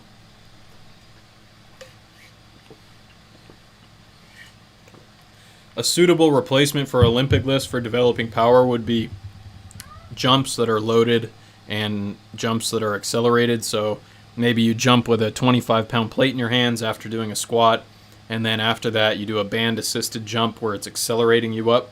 I would do things like that. Maybe some moderately loaded sleds, but jumps, loaded jumps, those are pretty good for power production. You'll produce the most power close to your body weight, but slight deviations from that are okay.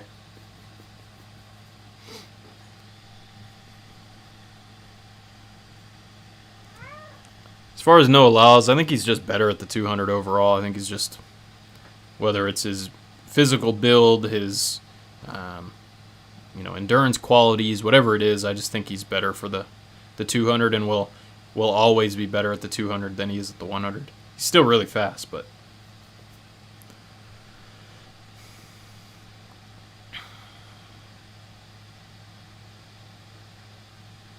yeah, if you're running 4.4 or 4.5 in the 40, I'd say you have definitely, good potential. So just keep at it.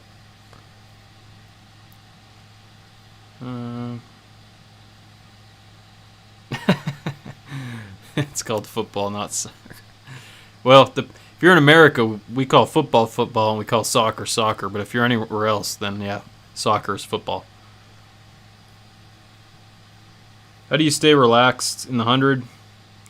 Starts up here, man. You got to be mentally, stoic. You can't be all stressed out and, I don't know how I'm going to do. I don't want to fail. So ditch your attachments. Get rid of your emotional attachments to the outcome of your race. And you will be at much more peace mentally, which will allow you to move in a more peaceful manner as you aggressively accelerate down the track.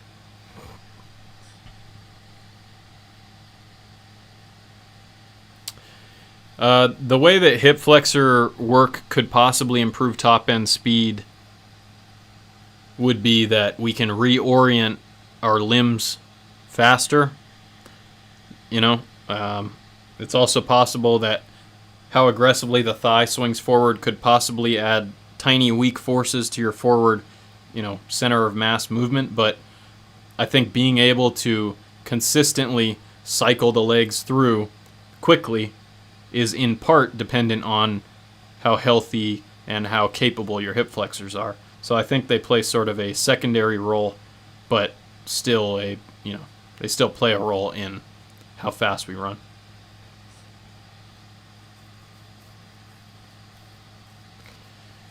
Upper chest. That's a good question. You could try holding two plates together, like a 10-pound plate or something, between your hands. So imagine that this is a plate. You could press it between your hands and do this. That's pretty good. The other thing is any kind of like if you grab a 10 or a 25-pound plate and you do a forward up arm swing, that'll hit the upper chest for sure. Like once you get from here to here, that's going to be all upper chest. So think pushing movements on the front side of the body in kind of an upward arcing type of motion.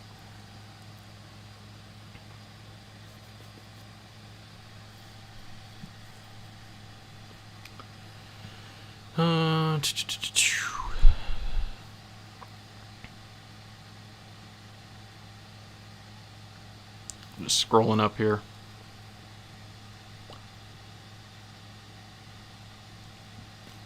There's a lot of chat messages today. You guys were popping off.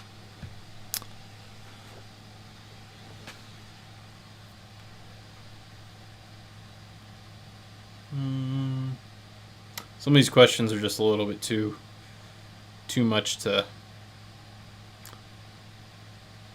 answer in a short period of time.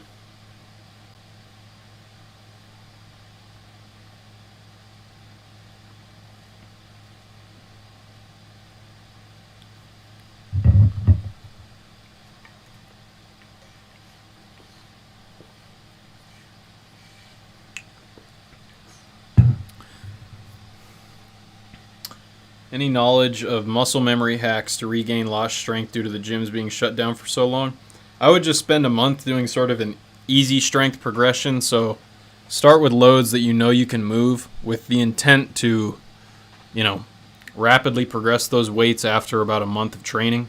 So say you want to do back squats, I would start with a low box squat, like squatting to a 12-inch box, 5 sets of 5, just getting the muscle pattern or the movement pattern right. Working on your core bracing and just some general strength training, and I think it'll come back pretty quickly. So I wouldn't worry about losing your skills, It's just you have to spend some amount of time, David, on getting your strength, your movement back, and no way to really get around that other than, some nice solid progressions.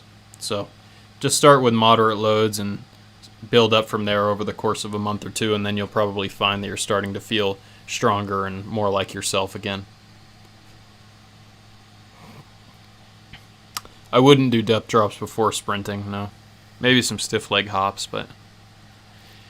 Do you think knee over toes guys' ATG workout is very good for building up the body for track and helping improve performance?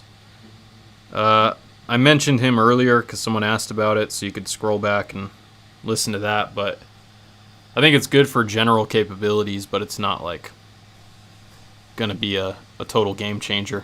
It's not gonna make you run 9.9.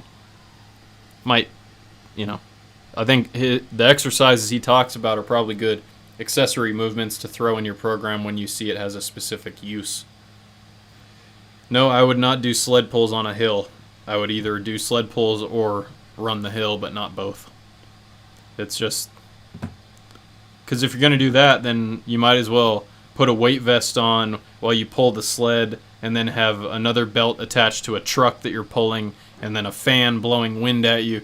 You could go down some rabbit holes with that. So I would just stick with one type of resistance, whether that's the hill, the sled, weight vest, whatever, and just do one thing at a time.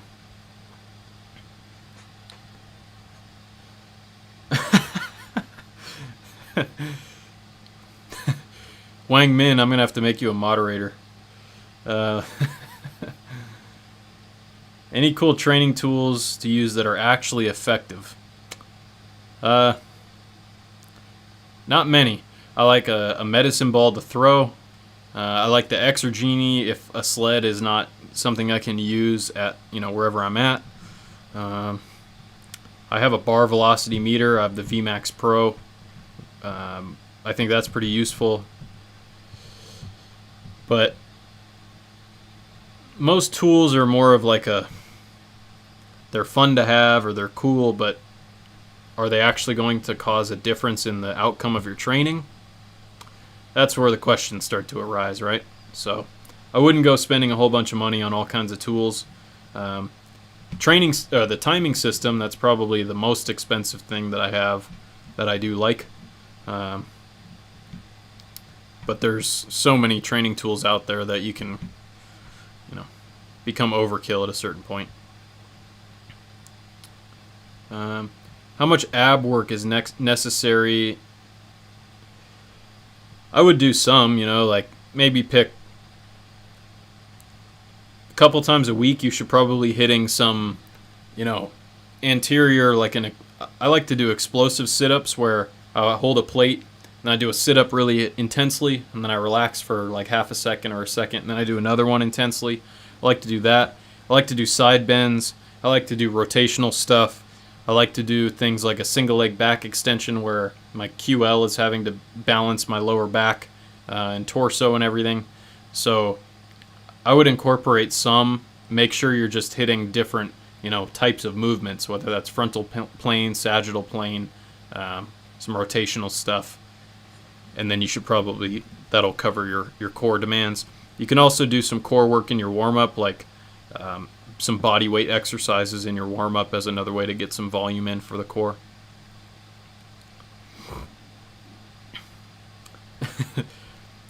I think you'd have to do 505 kilograms, Mr. Johan Blake. 500 is not enough.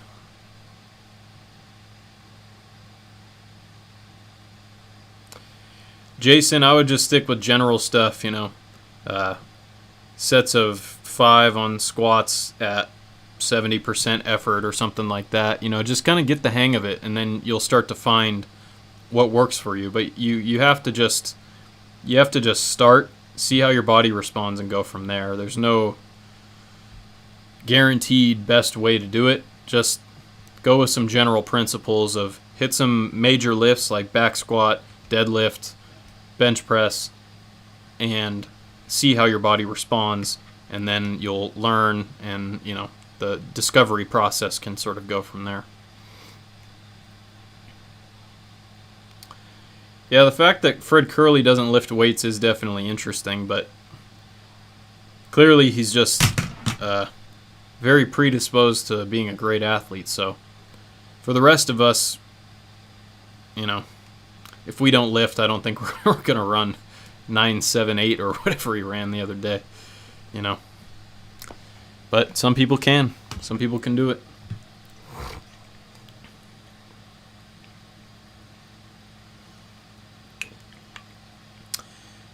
Blair, I would say most of the time just, let her do her thing, but see if there are any things that you can do over time to work on correcting it. So maybe she does need to do some of those, like rehab band exercises to balance the musculature of the arm. Maybe she's got a neurological wiring issue that over time she'll have to learn to control the movement more, but I wouldn't stop training, just because of the arm thing. You just have to slowly but surely inch her over time toward finding a more linear arm movement. And I would also look to see if there's anything going on with the legs that might be contributing to the arm movement, or vice versa. If you see any huge deviations from normal as far as her leg movement, that's when you might want to intervene. But if her legs are moving fine and you don't see any big red flags there, just kind of let her do her thing. Especially if she's young. As athletes get older and they gain more muscle, sometimes things sort of work themselves out. But when they're really young, sometimes those imbalances are more noticeable. I'm hesitant to do any more race breakdowns because I got a copyright strike. About to turn slow mode on because you pass well. You're about to get thrown in the quarantine. You never saw Usain Bolt do any lift. All right, well, go on YouTube and type in Usain Bolt strength training, and then you will see Usain Bolt do some lift. You can't compare people who are very, very good to people who aren't very, very good. If you're not going to run fast, if you're not going to run super fast on your own without any other types of training, then you have to figure out ways to stimulate the body to develop the systems that will lead to you running faster. But just because, Asafa Powell went from like 11.5 to 10.5 in 1 year without lifting, doesn't mean that for the rest of us that's the way to do it. I don't think we can take, say you have a billionaire. Oh, he's a billionaire. How did he become a billionaire? Well, he started by being given $500 million from his, rich family, and then he became a billionaire. Is that going to allow us to figure out how to become a billionaire? Probably not. So the same kind of thought process goes into athletes. And, for most athletes, if they get stronger and more powerful, it will set them up to have a greater likelihood of running faster on the track. Will there be a direct impact? Maybe, maybe not.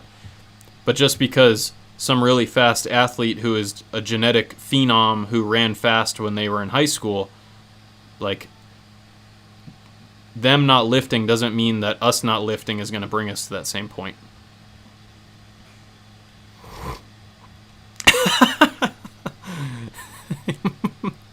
Must run as fast as he types. I hope so. Am I planning on competing in indoor meets this year? That would be nice if there are indoor meets this year.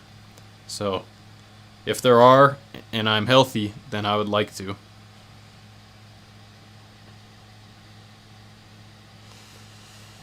Let's see.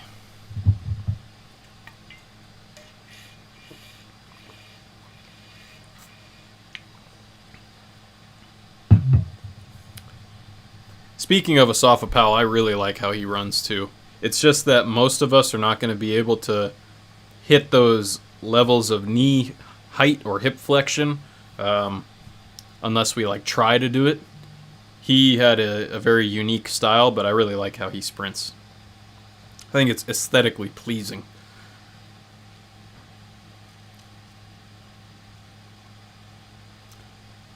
Yeah, that's a pretty good progression, 12.2 to 10.9.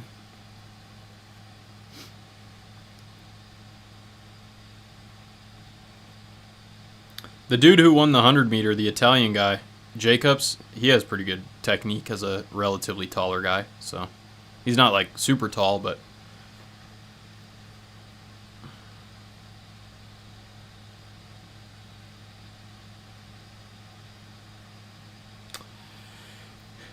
I think sprinting will develop the hip flexors, it will develop the glutes and all that, but you hit a certain point where the stimulus from that is no longer strong enough to impact development in those areas, and that's when you use something like a specific exercise to develop the hip flexors further. But for most people, yeah, they can just develop their hip flexors through sprint training, but eventually your body might say, all right, I'm done causing hypertrophy in the hip flexors, and then you have to ask yourself, do I need to develop these more? Do I not? You know.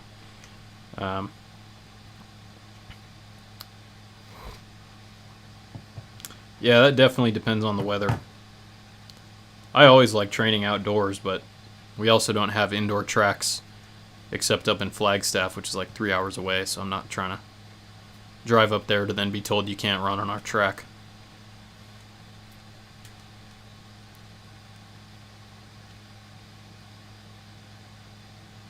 .22 meters on a 5K shot throw backward. That's pretty good.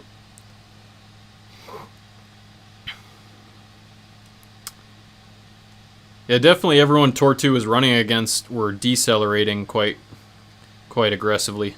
So he definitely maintained his speed well. He's a pretty skinny guy, so it makes sense that he would probably be able to maintain his speed as long as he has good technique and all that. And clearly he has good technique if he ran 9.9 or whatever. Akani is definitely a good sprinter. He's been pretty consistent. Probably one of the more consistent pro sprinters, even though he hasn't hit the peaks of winning like championships and things like that as much as some other guys. He's been a very consistent performer on the world stage.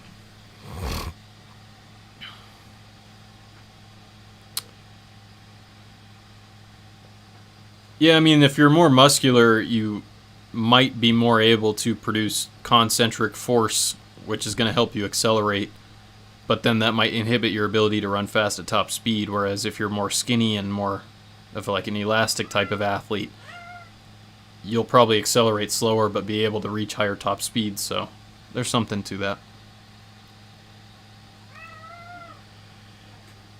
The trap bar, the hex bar is, as with anything, it's another tool in the toolbox. I see it more as like a squatting movement than a true deadlift. It looks more like a squat to me, but it's not a bad exercise though. I mean, it's a good general strength exercise to use. Relatively safe to load up.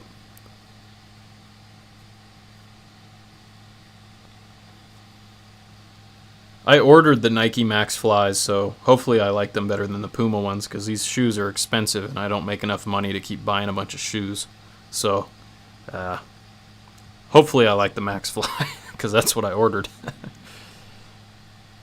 Do you coach yourself or do you have a coach? Yeah, I coach myself completely. It's tough to coach yourself because it's easy to second guess and think, oh, you know, what should I do? Did I do too much of this? It's a lot easier to program for someone else than yourself. But, you know, if you can find some good mentors, that would be a good place to start. You know, you could email, if there's a coach that you like how they present at conferences or things like that, you could reach out to them and, you know, start asking them some questions. I did my internship at Altus, and that allowed me to then, you know, be able to text Dan Paff whenever I want, and I can ask him questions. Or you can also network with, you know, up-and-coming coaches like Jackson. I don't know how to say his last name. It's Chuang or Chung, but it's Cheunge, I think. You know, he's a young coach around my age, but he's a thinker, and he really tries to do the best with his programming. So finding people who are within the same realm as you, creating sort of a mentor or a colleague type relationship with them, and just asking questions, discussing things is a good thing to do. But yeah, exactly. That's how you spell it. Cheung. He's a great resource. But you can also, you know, look up the Charlie Francis Key Concepts PDF book. Has a lot of good information in it for a self-coached athlete. You don't need to just institute Charlie Francis's program. Obviously, there's issues because, you know, drug use was very prevalent then, and we can't use the same workloads as natural athletes that they could use back then. But the training theory side of things, you can learn a lot from the Charlie Francis materials. So I'd maybe look into those a little bit. The USTFCCCA website has their symposium and conference materials, like their PowerPoint slides are usually available, so you could look those up. If you find a coach that you like from there, you could then reach out to them, ask them questions. But it's definitely hard to coach yourself, and that's why I make all the videos I make, because as a self-coached athlete, I know there's a lot of people out there who are in the same position. So not to self-promote too much, but, you know, watch as many of my videos as you can and see if you can pick up some consistent themes. That might help you. One pair of spikes for training versus racing. If they're the same exact spikes, it might be okay, but I'm a little hesitant to, like, I don't know. I like to have a shoe that is somewhat broken in. Not broken down and beat up, you know, but I would like to have a shoe that I've at least worn a little bit, so I'm not going to get blisters and things like that from it being like a super stiff brand new shoe. But yeah, I'd like to do a Max Fly review. I'll have to get a little more creative with my video style, but I'd like to do a review of it. Bulgarian method. So the thing with the Bulgarian method is it's very psychologically taxing. To be able to train the same workout every day, multiple times a day, if you don't have a big training group, if you don't have that type of energy, if you don't have that type of athlete support, it's really hard to do that. But the other thing to consider is, you know, can you put all the things that you can put into a training program to develop yourself and all your needs, Savo, can you accomplish that with one workout or with two workouts that you repeat over and over again? I tried some Bondarchuk style training, which is sort of similar. You know, you keep doing the same thing over and over again. I just found I needed a little more variation, so it's tough. Isaac McQualla, he's got a lot of potential. What's up, Nolan? Let's see.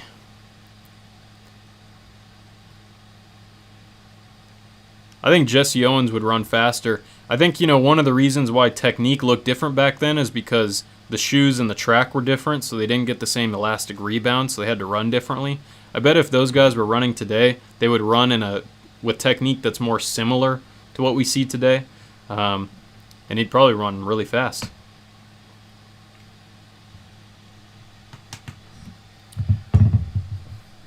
I like contrast training, yeah. Check out my video I did on contrast training from like a month ago. Damn, $270 spikes? They better make me run 10-0 if I'm spending $300 on them.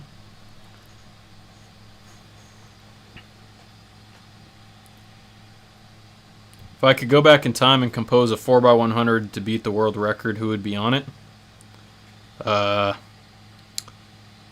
Usain Bolt, Johan Blake, Tyson Gay, and Justin Gatlin all at their peak.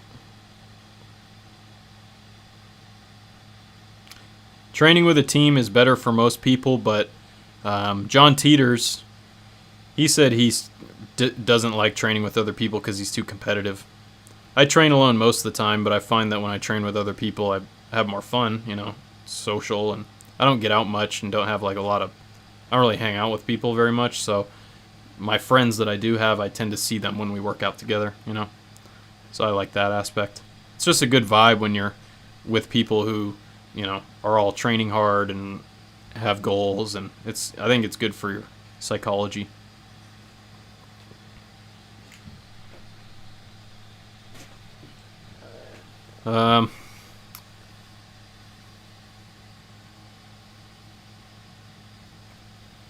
As far as distances for youth athletes and acceleration, you're probably going to find that, if they haven't been training a lot and they're 13, 14, they're probably not going to hit top speed much deeper than like 30 meters, but as they develop more, you want to start seeing that increase. I don't really think of the drive phase as a specific thing. I think of acceleration as more of one continuous progression.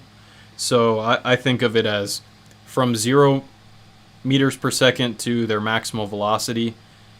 How long does it take to get there? At what point do they reach that? When they're younger, it's going to be, 25, 30, 35 meters, and then as they develop more, it should get further. They should be hitting top speed further, like 40, 50, and then once they're an adult, 50, 60, 70, the best sprinters are hitting their top speeds around 60, 70 meters probably. Thanks, Savo. I appreciate that.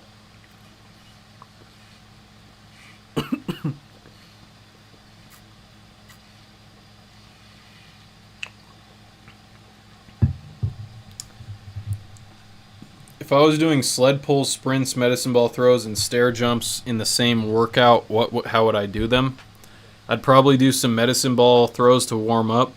Then I would do some sleds, and then I would do the regular sprints, and I would either do them all the sleds at once and then all the sprints, or I would contrast them, going sled, sprint, back and forth, and then I'd do the stair jumps at the end. The shoe has honeycomb carbon fiber outside plate, no spikes, pins. I mean, if it'll make me run below 10.5, I'll buy them, but I got to look them up. I haven't actually seen them, so I can't make a judgment call on them.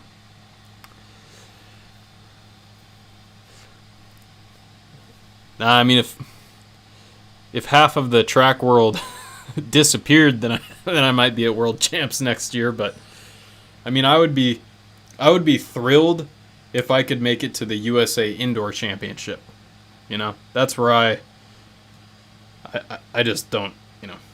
Not to say I don't believe in myself, but I'm realistic. Let's put it that way.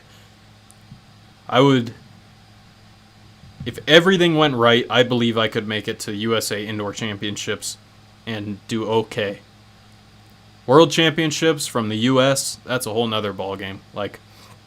Because you got to understand, if I lived in Pakistan, yes, I could probably make it to World Championships, but that's because the number of people from there who are running fast is much lower than in the U.S. In the U.S., there's so many fast people that you have to be running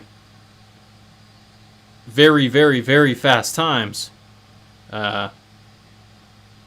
And it's just, I'm faster than most people, but I'm not faster than most professional sprinters. So, I wish, but maybe in another life. No, I would not drink coffee for the first time before you're 400 because you'll probably, instead of running out of the blocks, you'll be running to the bathroom and all stressed out. All right, I got a little story for you guys.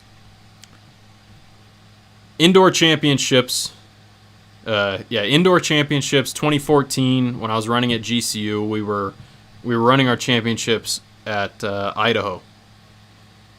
And I thought, I don't have any pre-workout.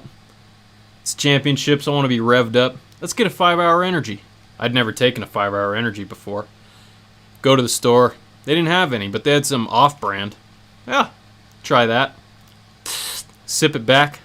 I'm thinking, all right, I'm run 6-7 today. About to blast these fools in the 60. Start warming up. Heartbeat is bouncing out of my chest. Sweating, hard to breathe.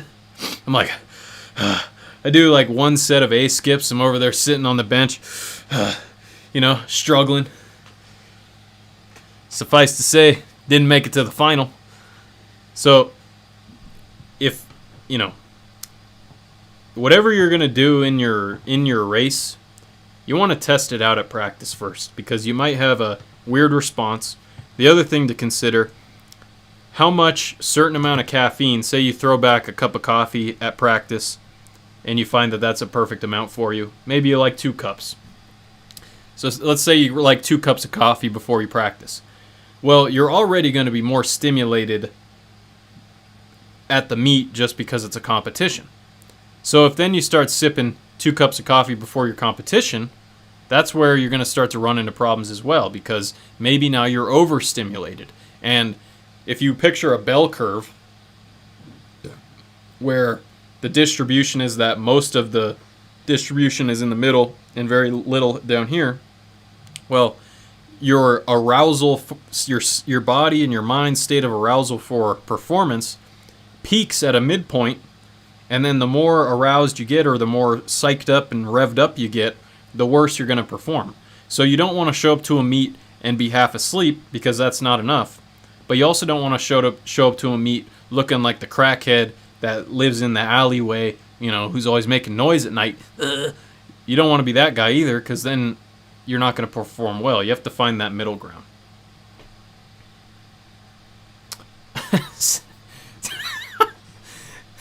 Semen retention. Yeah, I don't know. That sounds like some voodoo to me. I mean, I will say, I don't think you should be some maniac who does the opposite of retention all the time, or that, watches all those videos online all the time. I don't think that's healthy for you. I don't think that's healthy for your brain. I don't think it's healthy for your, image of what a good quality relationship is and those sorts of things. I think that realm of things can disrupt your perception. But I don't think that, the whole retention thing is going to, make you go to the World Championships, so you can think about that. Some people say they like it, so I don't know, you do you. Just like if you want to do the Naudi Aguilar, twisting cable pull while you flip a mace around your head. If it makes you feel good, do it, but thanks for being more dedicated to our stream than the class that you're in right now. You're a true team player, Paswell. I appreciate it.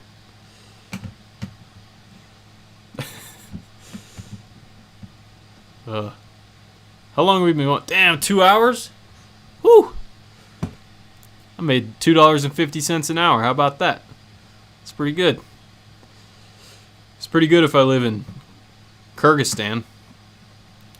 By the way, Kyrgyzstan that place is beautiful. I looked it up the other day because I like Olympic weightlifting. I like it as a sport, so I'll follow it a little bit, and saw some guys who are from Kyrgyzstan I looked it up. That place is beautiful. Like, if you like nice outdoor environments and everything, man, Kyrgyzstan is nice. Hang on. Phone's going off the hook over here. Got another 7.2 earthquake in the Sandwich Islands. Interesting. Alright, just want to make sure no emergencies that I'm not attending to. How fast do you think a sprinter can get naturally? Like, how much they can improve? I mean, I ran like 12.5 as a freshman in high school. And then, thanks Ryan. And then I love all you guys too. And then by the end of college, I ran 10.6. Or actually, yeah, end of college, I ran 10.6. So that's, pretty good jump. I think most people could probably do something similar. I would say that I'm genetically gifted in certain ways. Did I train with the Croatian record holder in the 100 meters, Dario Horvat? Yeah, he's one of my best friends. He's legit one of my best friends. Like, familia. Yeah, we went to school together. We were roommates, me and Dario. Great guy. When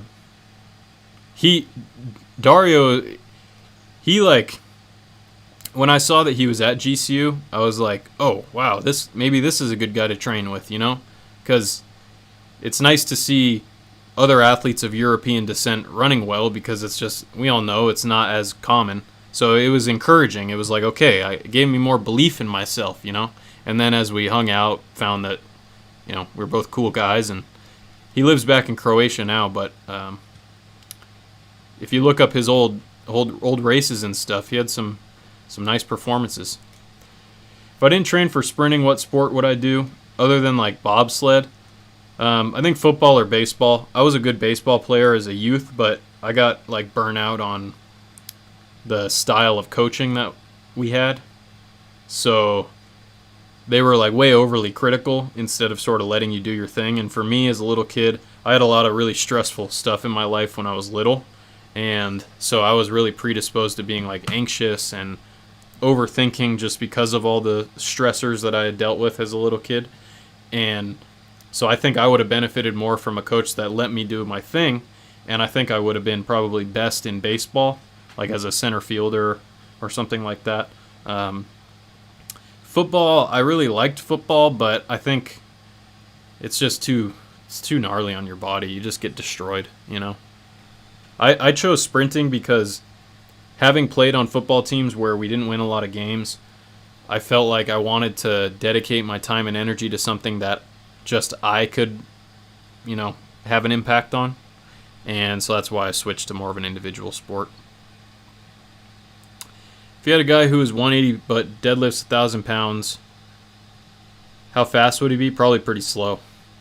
Because to lift 1,000 pounds, you need a lot of intermediate and slow twitch muscle fibers as well as fast muscle fibers. Yeah, exactly. The ultimate base stealer. I feel like the pinnacle of my athletic career could have been as a like a pinch runner or whatever, steal bases.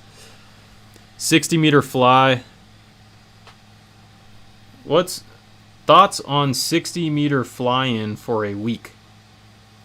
I don't know what you mean. I run 9.600 meter as a 13-year-old. Is that fast? Nah, dog, you're slow. Sprinter Matthias broke his max fly the other day. Yeah, I saw that. I messaged him and I was like, bro, are you serious? My max fly is going to blow out on me too? And he said that a sponsored athlete he knows, I think, broke like 2 or 3 pairs. So that did not give me a lot of confidence in those spikes that I had just ordered. Made me think maybe I should have ordered the New Balance or those ASICs that you guys are talking about. But I figure if my max flies blow out on me, then I'll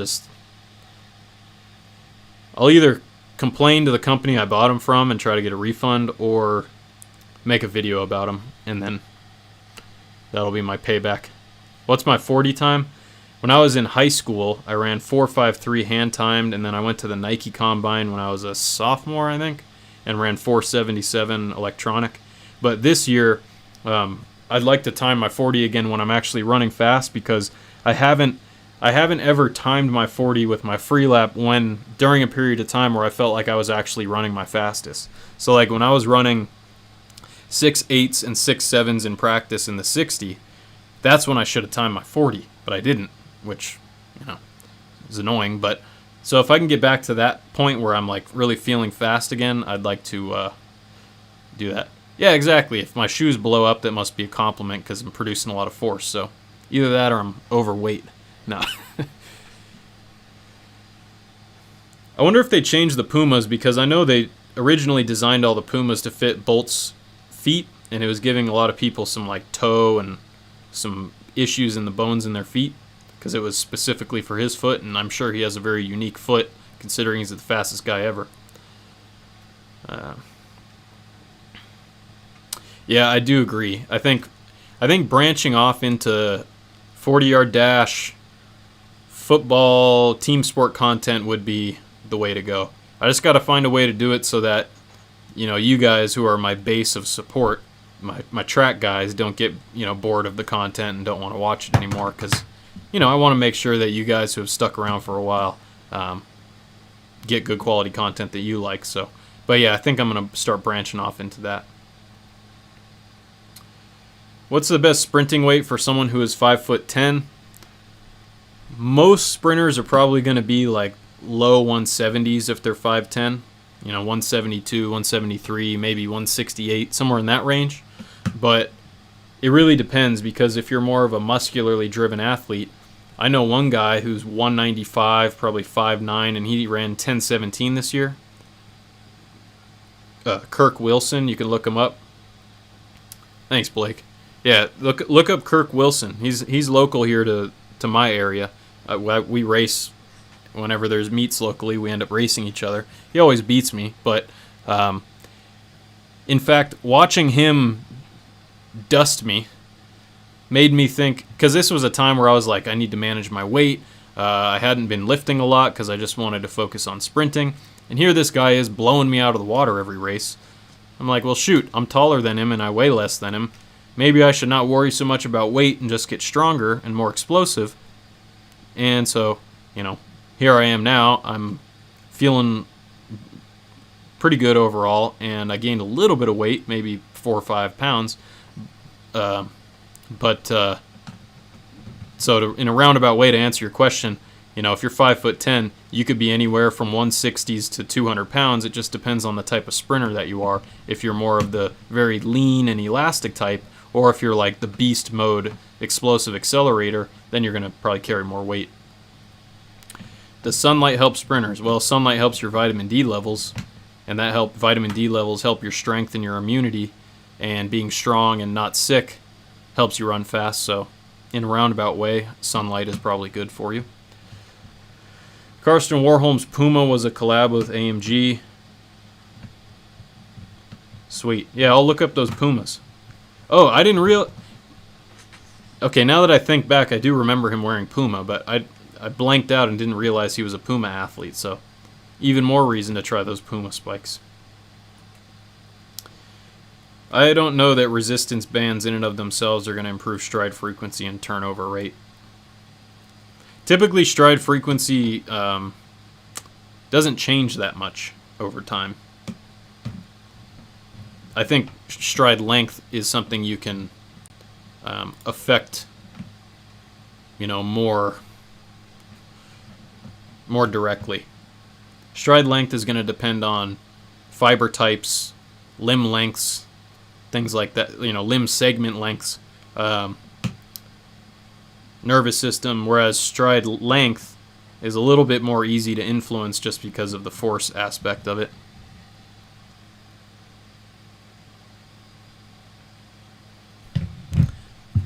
Run out of water here, so we're almost at 2.5 hours, so I think I might cut it here. Got a couple more questions. Does using creatine help you hold your top speed longer in the 1 and the 200?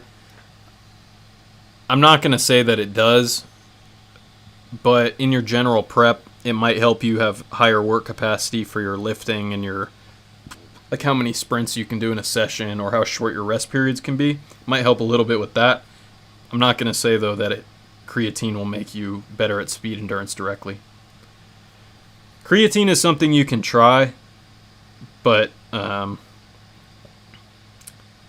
expect like magical results. You know, it's good, it's useful, it's effective, but it's not like a total game changer. Some people take it and they don't find any result. So I noticed that I do gain more like water weight with creatine. That's why I gained some weight. So I stopped taking creatine, and I noticed my weight dropped in like 1 week, maybe 3-4 pounds. So that's why I say in a general prep period, it's probably fine, but you don't want to be holding water weight because you're taking creatine when it's time to run. Yeah, beta-alanine and citrulline malate would be good for a 200-meter runner, for sure.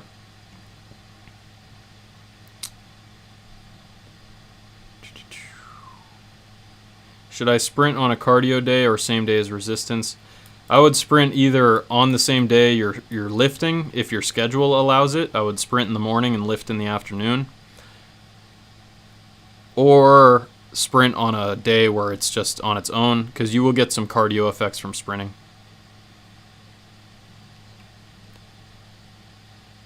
Alright guys, I appreciate all of you. Thank you for being here.